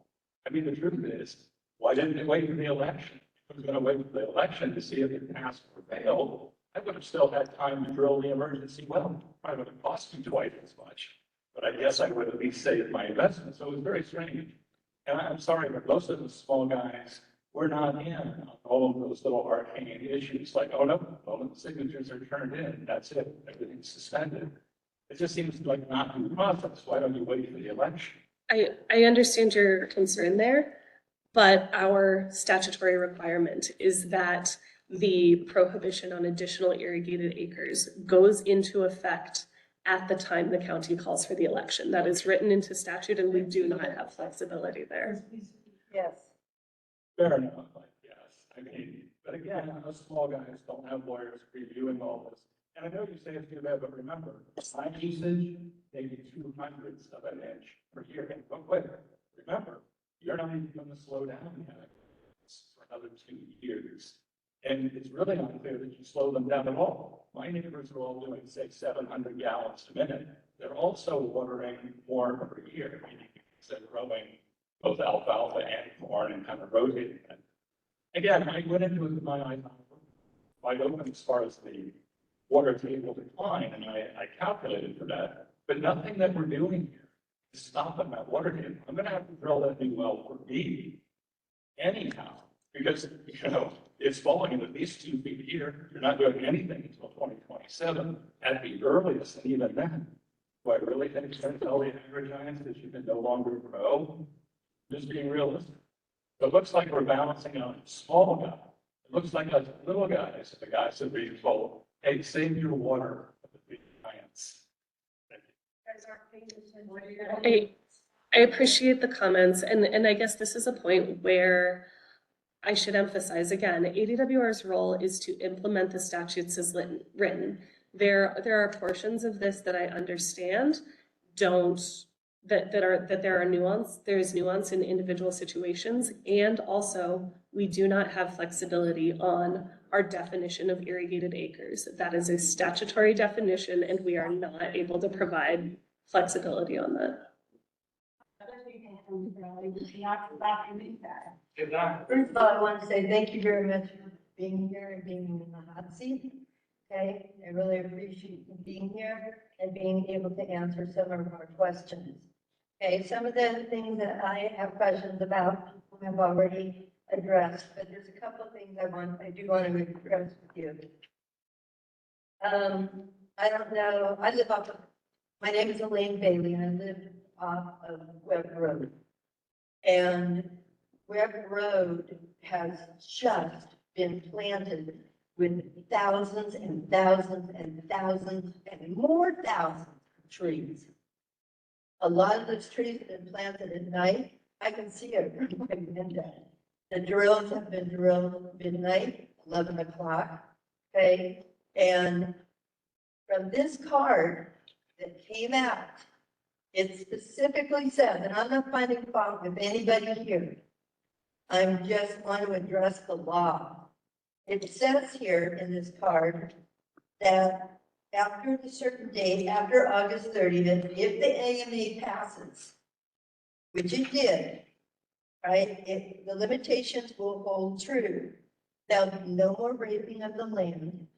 There'll be no more Roundup sprayed on everything before it's scraped off. What does that mean to our health? And I know that this is not your issue, but this sure is our issue. Roundup is horrible, right? And that's what all these fields are being sprayed with before they take it down. This has all been done in the last couple months. I don't understand. I've talked to people in your departments. They've been wonderful, very informative. But I don't understand that if a law is passed, why are they allowed to break it? So we do have a complaint portal on our website. So I if, talked to David French. I'm interrupting you. Okay. I've talked to David French. I was a history teacher for many, many years and taught aspects of the law. If the law was passed, which it was passed, they should not be getting away with this. And I'm not talking about the smaller farmers and the smaller ranchers by any means. Everybody works so hard, but they're coming in and all this has been done after August 30th. So all of it. For maybe folks who aren't aware, we do have a complaint portal on our website, which is a really good place where folks can go if you're seeing this type of expansion of irrigated acres in the Douglas AMA. You can report the specific location, any details you may be able to have, so our compliance staff can help. I have. And our compliance staff have a process that they follow to evaluate that type of information. We are looking into a number of expansion of irrigated acres around both Douglas and the Wallapai IMA that were established, and we're working through processes to evaluate the next steps on those. It takes time. I understand that it's frustrating, but there is a process there and there is action. Forgive me for jumping in, but it's very frustrating. In 5 years, those trees are gonna be big. In 10 years, each tree will take 35,000 gallons a tree. And there's thousands and thousands and thousands of trees. Okay, I was told he was gonna come out for a week. Right during the week, I waited patiently. He didn't make it. He told me the following week he wasn't coming out. Okay, where does it stop? And to give these people an out by saying, well, you know, you're going to have $1 million fine. What does that matter when they're going to make $5 million off the crops? I'm not familiar with the specifics of that particular case. David is a very thorough human being. Yes. And I have full confidence in him and his team to evaluate the issues and to move forward in a way that is well documented and allows us to enforce things in the way that we need to. We do have fines. We also are able to otherwise legally enforce the requirements that we have, up to and including requiring folks to remove crops that may have been illegally planted. But that's what he said, so I was kind of happy about that. But I think the bottom line is, we all voted. We passed the law. It's a law. And yet, people are allowed to break it. There takes no answer to that. I understand the concern, and I guess I would just hope to reassure you that there are folks looking into it and it just takes time. Okay, well, I'm real concerned. I've already run out of water at my house once. Okay, and I had to dig down another several hundreds of feet. The next time my water is gone, I have to get a new well. I don't care if the farmers and the ranchers take the water and they have to go into debt and do a new well, because they have that right. But doing these things illegally, I don't want to lose my water to people that do things illegally. Aren't we in America? Where does he take a stand? I'm just gonna leave you on that question. And thank you all for your time. Can you hear me or? There. Yeah, thank you. Good. My name's Aaron Cardona, I'm a third generation farmer. Shauna, you can go back to the, Shauna. There we go. So. Can you go back to the Third manager generation. slide? Sorry, go ahead. Third generation farmer, been here a bit, my family was, and I continue to farm. The question I had was regarding acreage. So if a piece of land has, say, it's about the application of when to do. So we have one 80-acre parcel that has 2 wells. Does that mean I have to do 2 applications, like for each well? No. You are able to do a single application for any land that is contiguous or that is served by a common irrigation distribution system. So if that parcel or multiple parcels are touching each other, if they're contiguous, then you would be able to submit 1 application for that. Okay, so we're just applying for literally the acres. So if we have one water authority for 80 acres, it's 1 application. The Right. next one, another application for the other 80 acres. And if you have 2 irrigation authorities from the INA that are also next to each other, you can submit 1 application for the 2 60s, the 2 irrigation Okay, authorities. so that's only if, say, that I have to own it all. Say Right, it has to be under common ownership and they have to be contiguous or under a common irrigation distribution system. So if one little piece is separated from the next one, then it would have to be two applications. That would be separate, exactly. Okay, and then, but with this new thing, you're talking about doing possibly $100? Exactly, yes. It is, we do have a process. Obviously, everything is kind of in process until we are able to get those final approvals, but we're hoping to have that finalized in August. Okay, that would be helpful there. I was just kind of listening to some other questions that have been posed here and it kind of brought up some other things. A gentleman, Ron Venus, was talking about the whole watershed thing, and how it excludes a part. I just wonder if there's a point where he can talk with you and explain those things, because I feel he's not the first one. All of us in the area see that looks like a gaping mistake. So we just feel like maybe it'd be great, like, to sit down just to see, like, or have a better explanation, and maybe it's just an error, but. Yeah, I think any sign of the data will be used. We're not going to be limited by political boundaries. So even though the Douglas AMA is statutorily defined back before the AMA itself, our models can cross those, our models can take in what's really happening. People invented our models to duplicate what's happening in real life so that we can run simulations. So yeah, we would take all of that into account. Good deal. And then the gentleman that asked something about non-exempt wells. So essentially, he was saying something that he could irrigate as much as he could because he had no exemption. But where does that 10 acre feet come into play? And how would he even be halted because he's not required to have a measuring device? So 10 acre feet is for non-irrigation uses. So for an exempt well, it's 3 criteria. Not irrigating 2 or more acres. The water is being used for a non-irrigation use, and 35 gallons per minute or less, and that they're not using 10 acre feet or more from the well for a non-irrigation use. The 10 acre feet thing ends up being an estimation thing. A lot of folks can estimate based on power records or things like that to provide an estimation of the amount of water use. But they're really not gonna know that, like us who report it, we know the formula and then we have to report it, but they're not gonna be required, so they could essentially do whatever they want, correct?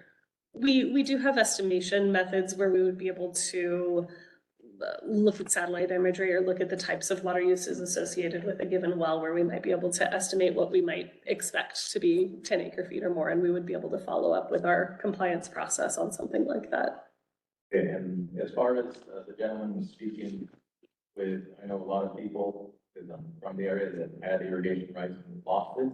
Is the literal, if someone purchased land, like during the process, you know, it's not most of us have the ability to just fork over $80,000, have to go through a long process. So is that purchase of that property enough for an SCI?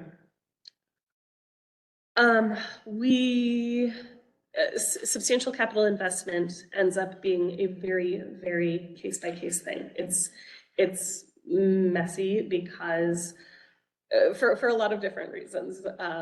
We don't necessarily have a dollar amount on substantial because it's case by case, right?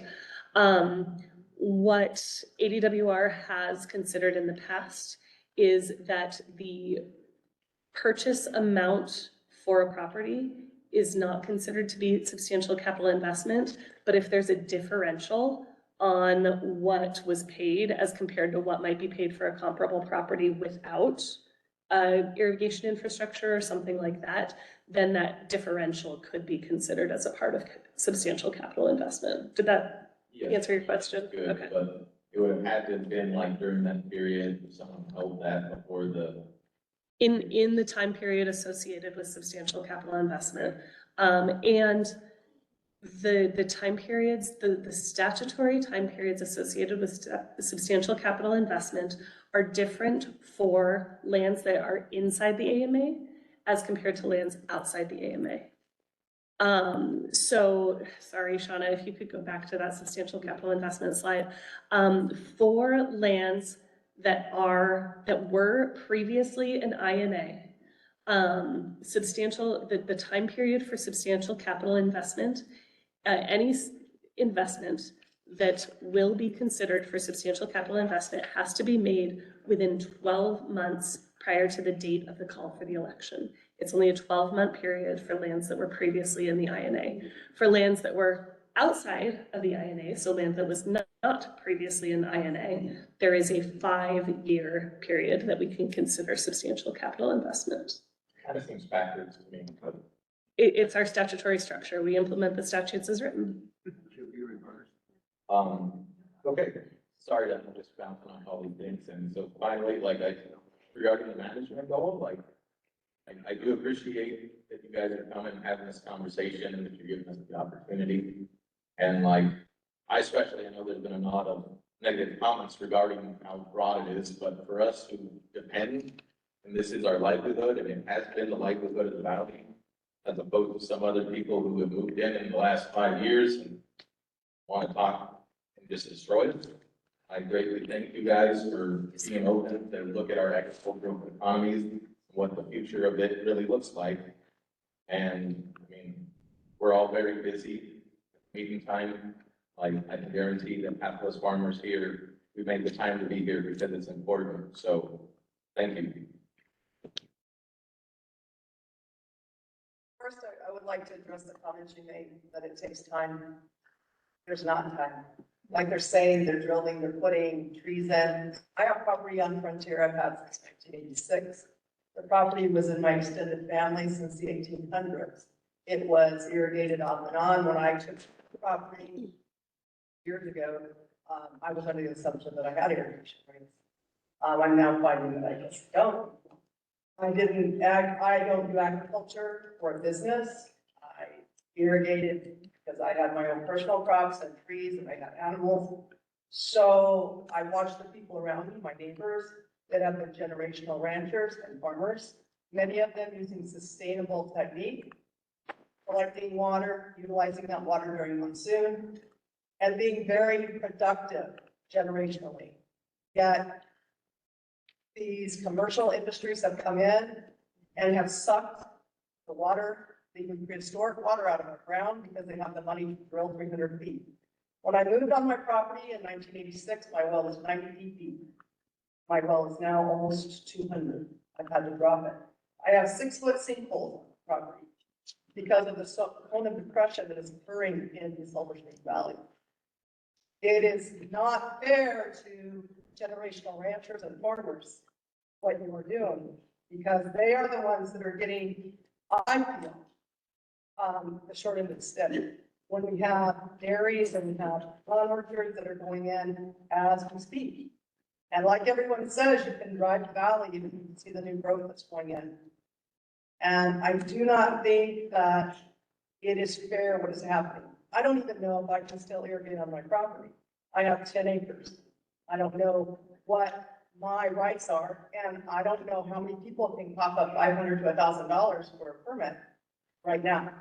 My goal was when I retired permanently, I wanted to do hydroponic gardening. I don't even know if I can do that now. So I think that your state statutes really need to start looking at the people that have built this valley and that have been here for generation after generation, not the people that are coming in, taking our resources, shipping them off, drying our wells up, and then moving on to some new place. Because that's what's happening. Thank you.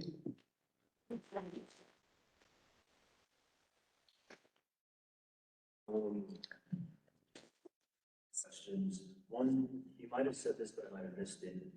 The reduction in fees that you're attempting to get changed down to $100, is that for all water rights, or is it just irrigation, just non-irrigation, everything? So that would apply to applications for grandfathered rights or irrigation authorities in any subsequent, AMAs or INAs. So that would apply for all of the grandfathered rights in Douglas, and it would also apply for withdrawal authorities for the Hualapai Valley INA in northwestern Arizona. And just to be clear, grandfather means irrigation and both type 1 and type 2 non-irrigation. That's correct, yes. The latter category. $100 is a lot better than 50,000 plus.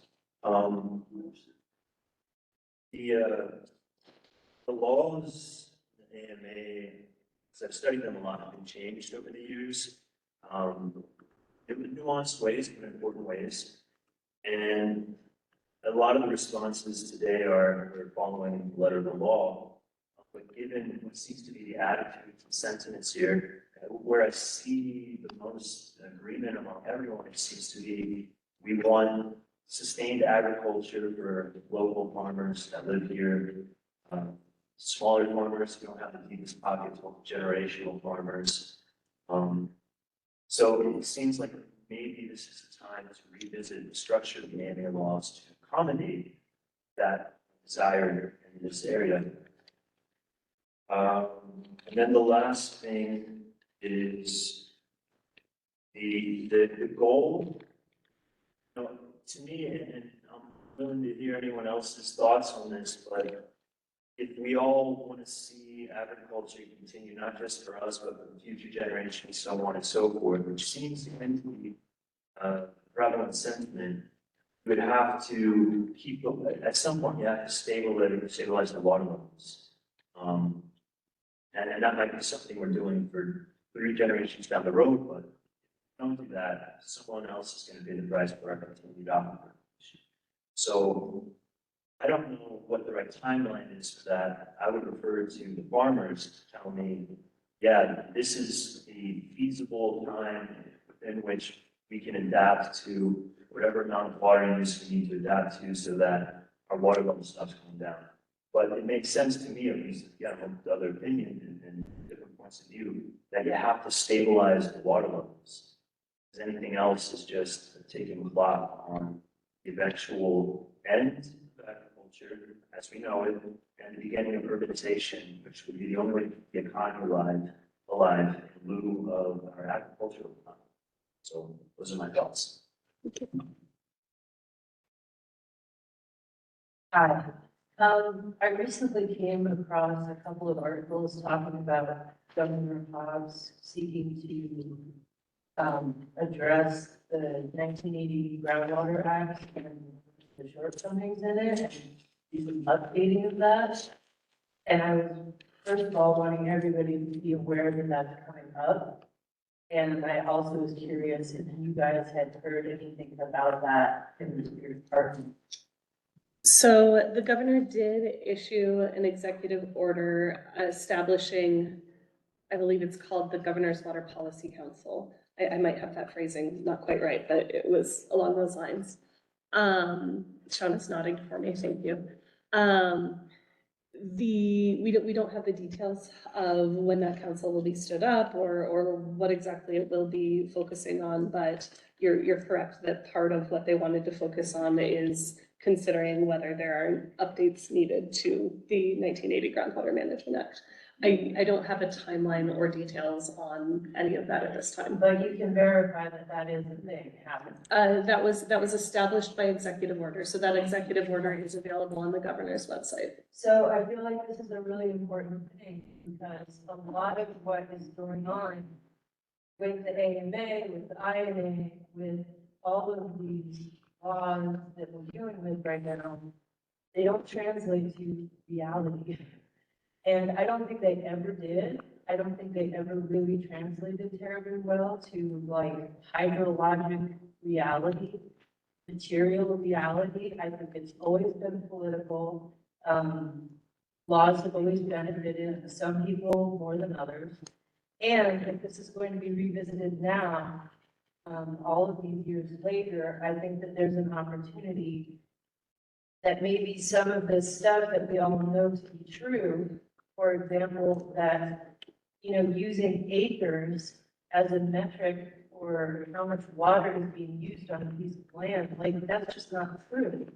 Because one farmer might be employing certain technology or growing a different type of crop.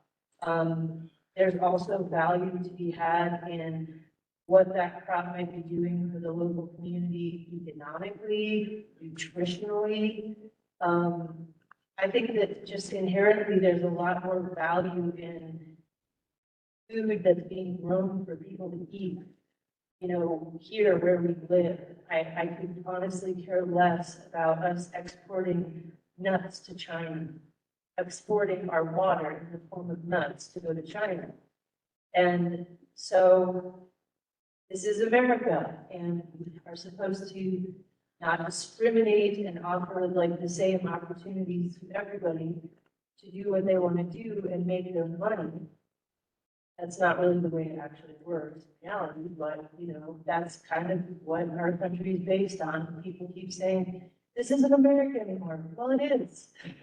It really is. And the laws we have were put into place because people who voted for, or our predecessors and our ancestors voted for. And this AMA was put in place because it was voted in. It's not going anywhere. You know, we have some good things in terms of like the fact that we have a lot of, you know, good things and wealth and resources and a democracy. But like the way stuff is written right now, it just doesn't make any sense. So I know it's all going to take time and be difficult and messy and complicated, but I think before we all just get really pissed off at each other and really pissed off at like the government who's actually, you know, is our own creation, we should maybe just try to like get more involved in doing something about like supporting this idea of reforming a really antiquated law that probably never did a good job of. No offense, guys, but you know, like, for example, the surface water and groundwater are considered two totally different things under Arizona law, what I understand.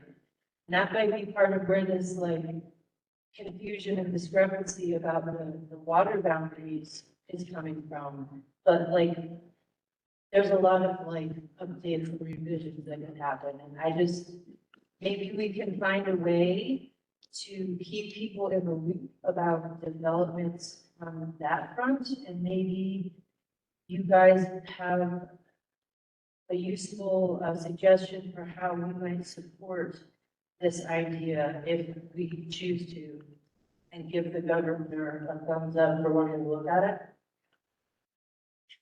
it. I appreciate the comment.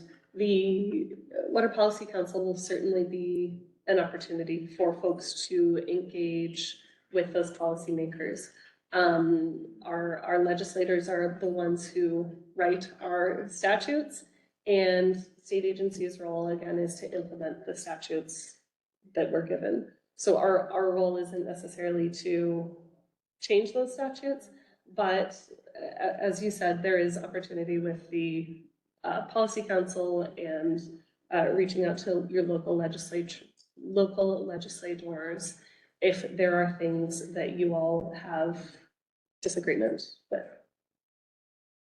Thank you. Can you hear me? Yes. Good. I'd just like to submit that the state field is the only management goal that will save our groundwater. And it must be implemented in a way that protects our local farmers and ranchers in the short and long term.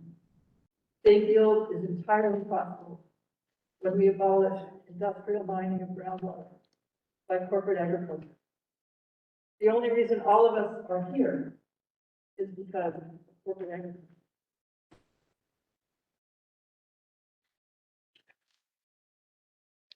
Okay.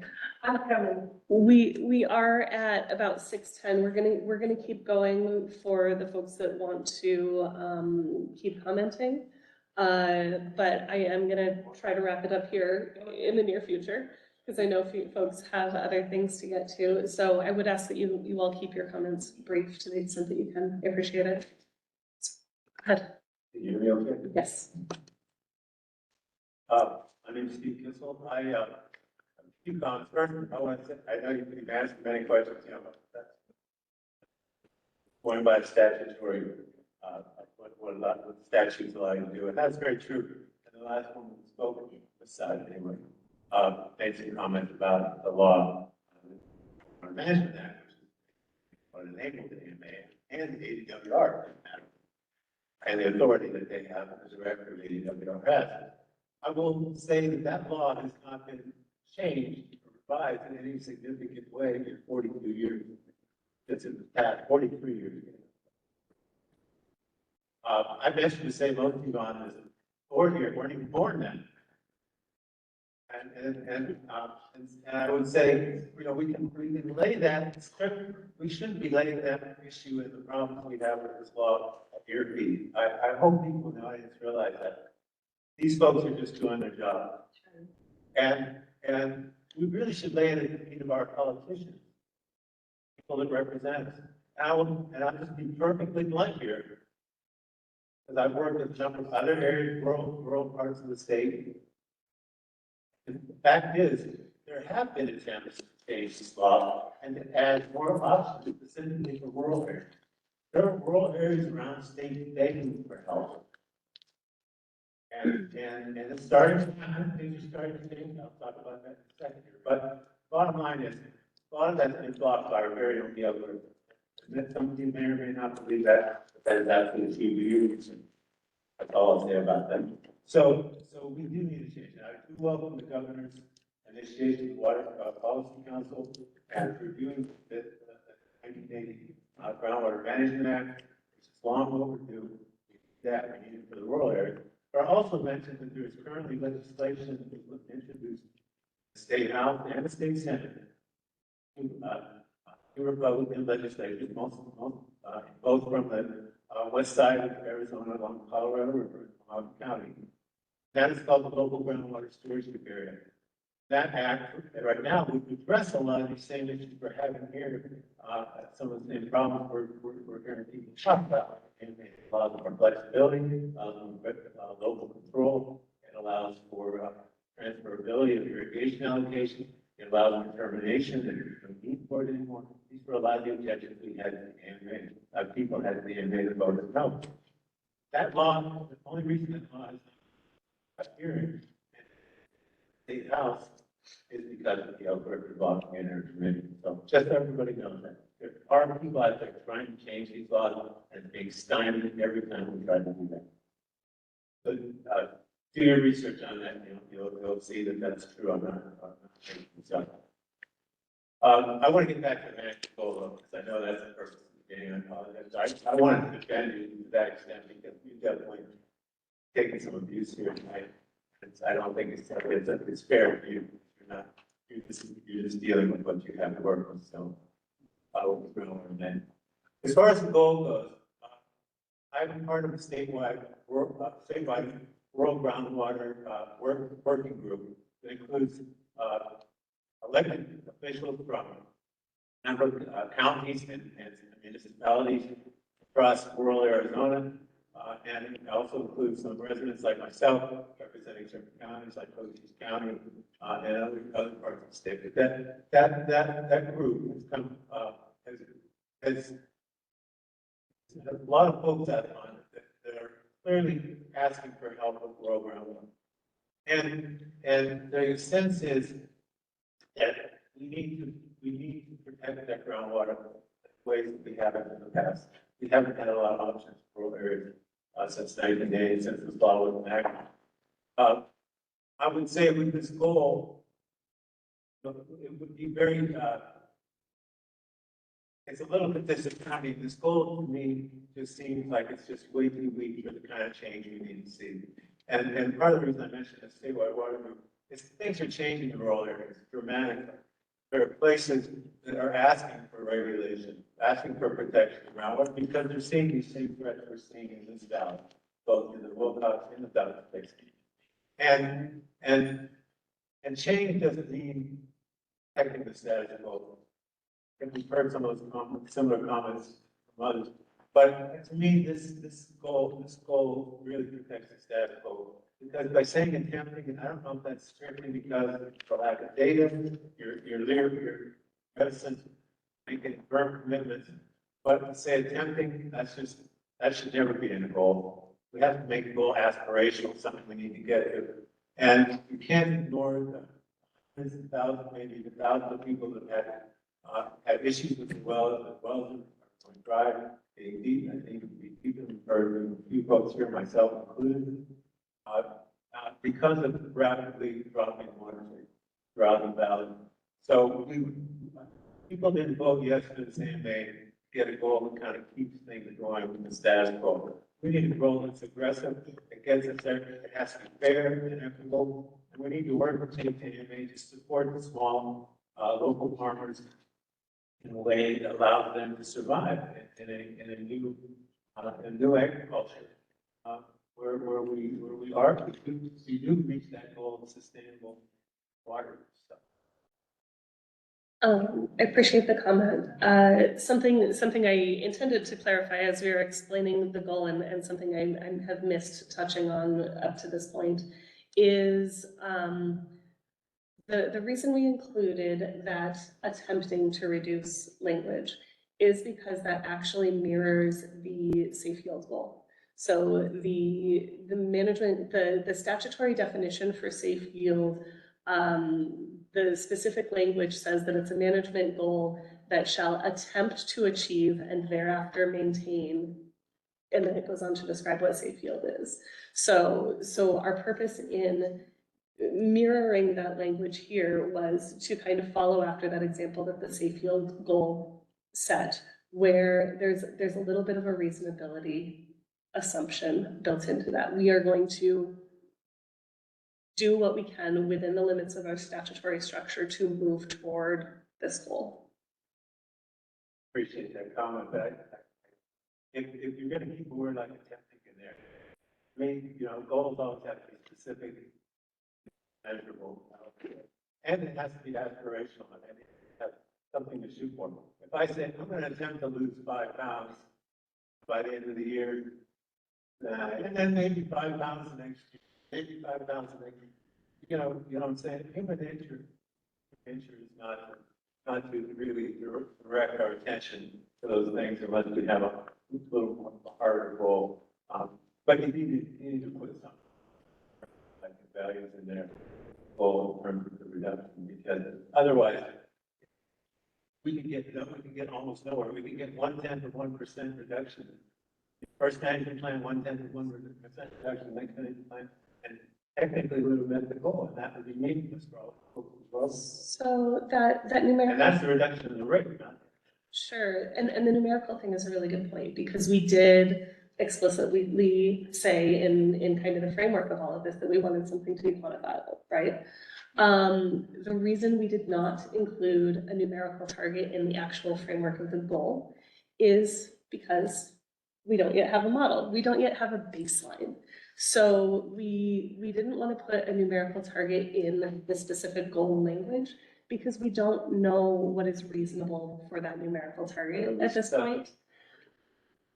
So the idea there is that any numerical targets would be established as a part of the management plan and future management plans going forward as the goal is reevaluated over time. Well, then I think the goal needs to explicitly state that.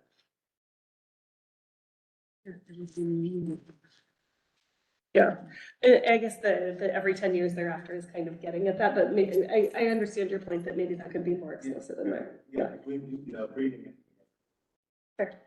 Okay. Thank you. That's helpful, thank you.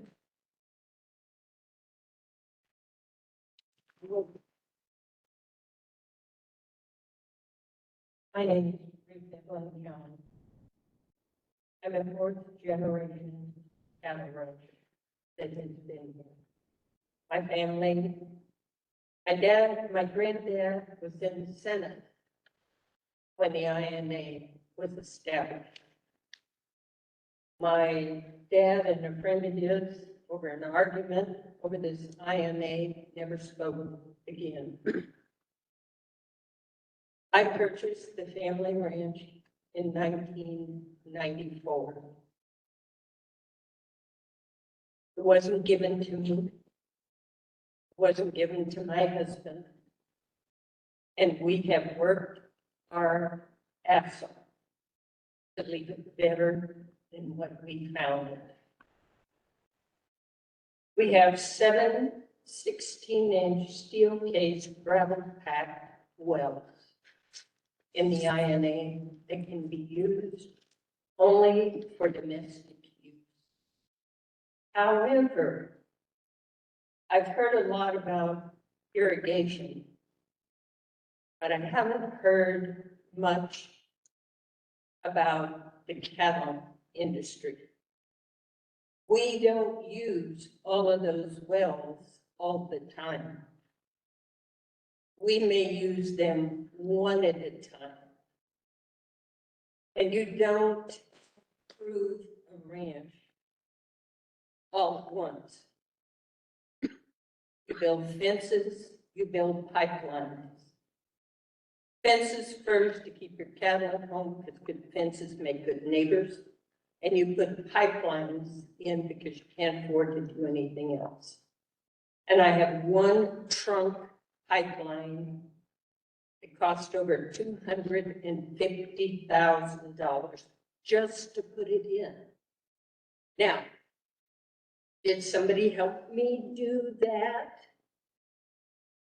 What is that a capital improvement? These non-exempt wells, we may put a pump in it, but then when we improve the rest of the ranch, we may pull that pump out and move it somewhere else. Now, I have had, and this is on an entirely different topic,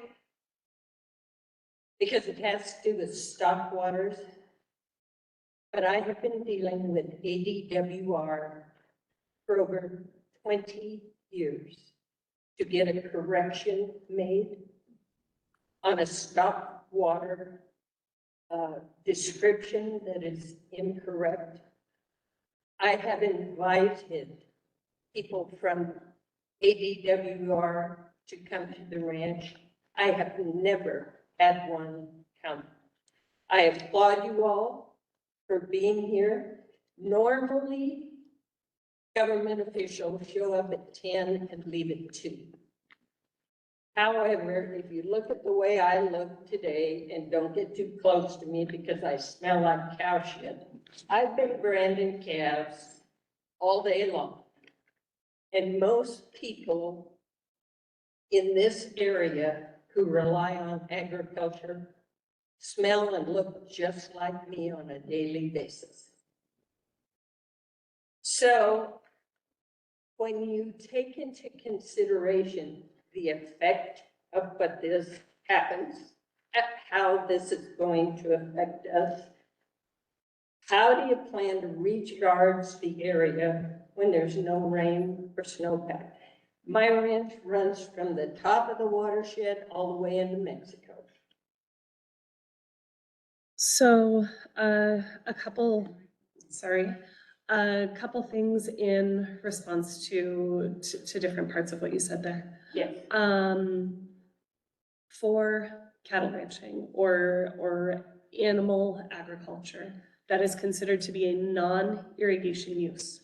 So if that non-irrigation use is 10 or more acre feet, then you could apply for a type 2 non-irrigation grandfathered right. So there is some mechanism there. Those, very bluntly, as a part of an active I appreciate that and I understand that. Yeah, well, so very bluntly, as a part of active management areas, type 2s end up being very valuable because they are flexible, because they are not tied to any given land. So they can be sold apart from the land. They can't be portioned out and sold in pieces. They have to be sold as a whole, but it can be used anywhere in the AMA and can be sold separately from land. And if the person who owns the type 2 isn't using the whole thing, they can also lease a portion of that to someone else within the AMA. So there's a lot of flexibility associated with type 2s. As for your stock issue, that's something that maybe. And that's in the Fair. class you don't even, and I. No, I understand. If I can give you my business card here, we can, maybe you and I can check in, another time and kind of clarify whether that's a surface water right issue or whether that's a well issue or where exactly that is. And hopefully I'll be able to put you in touch with the right people to get some progress on getting that corrected. Do I need, so in my grandfathered rights, because we've had them for forever, do I apply for one? Or do I have to apply for 7? Or for there are more wells, but those are the irrigation wells. So a grandfathered right is not necessarily on a well by well basis. So this is something I'm going to need to confirm, but I am pretty sure what our application process is for non-irrigation rights. And I'll, again, we can follow up on this. Our typical understanding is especially for a type 2, it's going to be associated with the non-irrigation use. So if all of that use is under the same ownership, you would typically be able to submit one application for that. And then there may be exceptions, so we may have to talk about your specific case on whether that would be one application or multiple applications, but typically under the same ownership and for the same activity would be one application. Thank you. And I also would like to address actually the people sitting in the audience, because I think we are partially responsible for this, because when you get on a high horse and you go and you campaign and you do a lot of stuff, you better really do your homework on the front end. When I get ready to do a project, I have to have a baseline. I can't just go start a project and figure it out as I go along. I have to have a baseline. I have to have a ranch conservation plan. I have to have engineering. I have to have all of that before I can even get off the ground. So I think this is kind of bass backwards, so to speak. And then one last thing, I had an ADWR employee, because on a lot of these wells, I never reported them. And they told me, oh, don't even worry about it. They're 20 years behind, and don't even worry about it. Hell, don't even file. Well, guess what? Now we come around, and that is information that I received from ADWR.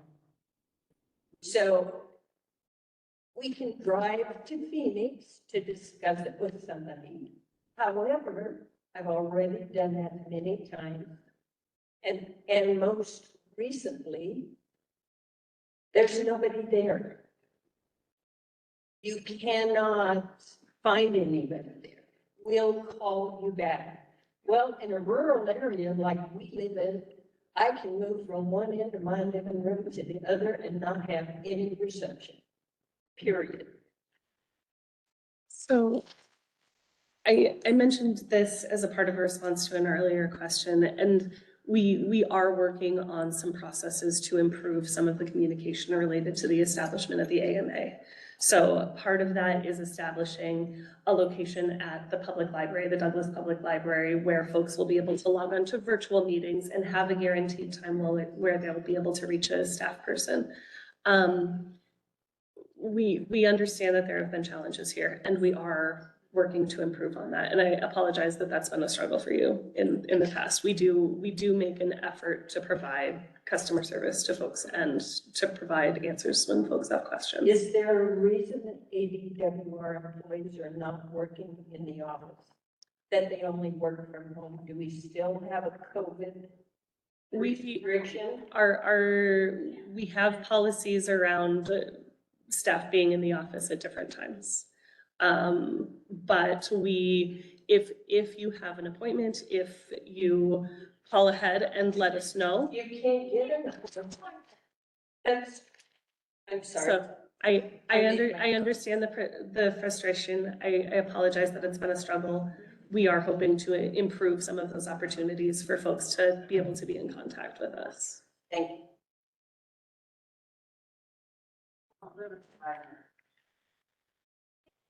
They don't answer email. I'm conscious of the fact that we're over time, and I've always spoken once. But because I was the guy who first started on the issue about attending, I thought I'd come back up. Thank you for clarifying where you came up with that language. We know that that language is in the initiative campaign. We're already talking about changing this point. I think that's a good place to start the change. Let's not keep talking about attending. Let's talk about doing. Let's talk about how we are going to reduce groundwater pollution. I would also like to know that as one of our people about tonight, a lot of our farmers in this area are very conscious of the fact that we cannot go on the way we have been. The reason we are here now is because the INA was still depleting the groundwater. And it will continue to do so, the AMA will continue to do so, unless we have decent orders.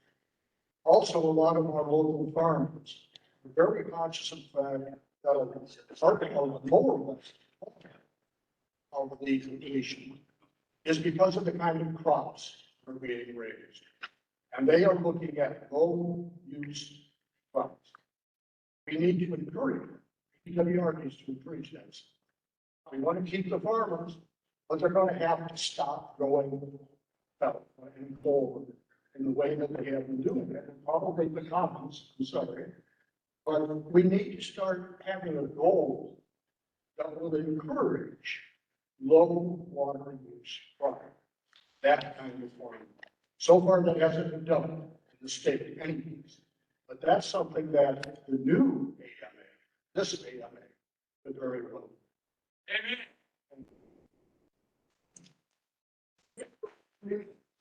Okay, hello? When the AMAs were created in 1956 from the Arizona Resource Committee, they were created for the cities, not agriculture. Bisbee yet voted for this AMA, and they created to pass it with 743 votes of yes. They want an AMA. Well, I propose that the goal for Bisbee will be to pump water from the Douglas Basin instead of the upper San Pedro Basin as they do now, drawing from the San Pedro River. They're transferring water one basin to the other, which is illegal for the AMA. Arizona Water Company should be responsible to comply with these regulations. Will you take that message back to your people from our? We are aware of that issue. I don't have the correct attorney with me today. Sorry, Ben. So we are aware of the issue. Our attorneys are looking into. Okay, that's something we want to see happen because they pushed this, they wanted it. The farmers and ranchers are paying for it. They need to pay for it also. Okay, and with the AMA in place, the farmers and ranchers who have cattle tanks and dipping sites for the wildland fires will no longer be able to afford to pump water into these tanks to suppress the wildland fires coming this season. Time and location is essential when fighting fires. Firefighters need those dipping sites that the ranchers are supplying and the farmers. Okay. Okay, I'm not going to take any more of your time. I got lots more, but. Thank you. All right, we are at 6:35, so I would ask that the folks in line are going to be our last commenters for tonight. Okay, I'll be really brief. I know you have 4 hours. Right, so I do have first note, thank you for looking into reducing the fees. That is like a huge thing, and that shows responsiveness and community outreach. And I hope that this continues in that spirit as we go on and get to know each other. It's obviously it's gonna take years. Okay, so that's a good thing, that's good news. Here's my goal, stabilization of the groundwater. So stabilization, the level stays the same. Hydrological level stays the same by 2040. So then aquifer recharge, so the levels pick up every 10 years. There needs to be increase or acceleration of groundwater levels increasing. That means to get to this goal, we need to reverse withdrawals right away. In order to do that, there are restrictions and fees based on acreage and crop height that disproportionately or proportionately disincentivize wasteful water practices, wasteful crops, have little to no GDP value to this area. And there's other feed crops that are way better with water than alfalfa. And incentivizing water efficient irrigation practices, small farmers, multi-generational farmers, ranchers, high GDP crops like vineyards and wine. Right? Everything needs to be in Spanish. It has to be in Spanish. If you look at the census data, Douglas is 80% Hispanic. Yeah, and anyways, so please, I already filed official complaints on this, starting back information packet. It's not in Spanish. So, other than that, I think other people said everything. Say, but it needs to be tiered, incentivize small farmers to stay here and stay in business. That's kind of the whole point. Thank you.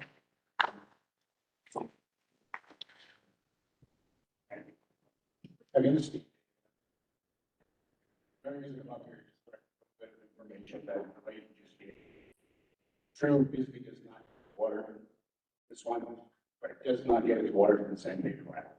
It's water from the sole source transboundary Bisbee aquifer. That bit of information is voted by CCRN for 20 years now, whenever Steel Bisbee's aquifer water given to San Diego. It was completely separate aquifer. Myself just sent in a lot of money for applying for grants. And someone mentioned earlier here, there's $33 billion worth of EPA environmental justice funds getting ready to release. They invited my friend and I from the Napo Sanitary District to comment on the input on that to find out how it will get distributed around the nation.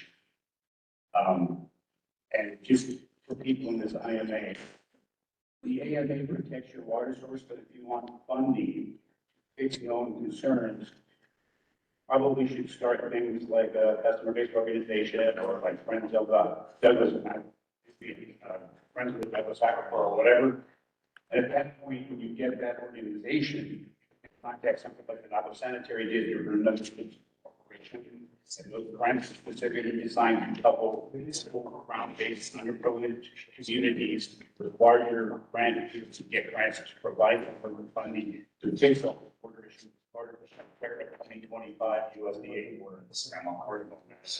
Also part of the leadership and stuff like that. I just, you guys know we have the fact is they want to steal our water and send our water to the San Pedro River. It's a 9-mile pipeline. And I would like to get some hydrological dynamics. We got that classified as I think it's sort of the same big graphic that's got the stuff. I've got to find out that we're community of the parameters are supposed treatment plan. 30 plans. Anyway, that's a different story. But yeah, we need to get a clear water hydrology for us. Our water you know, there's, like, it can't be the same aquifer because our Sir. altitude of our aquifer is 600 feet higher at 4,700 feet and acres. And we have a dike there between the Muriel Mountains and San Sir. Diego Peak is basically. Maybe we can take that off. But anyway.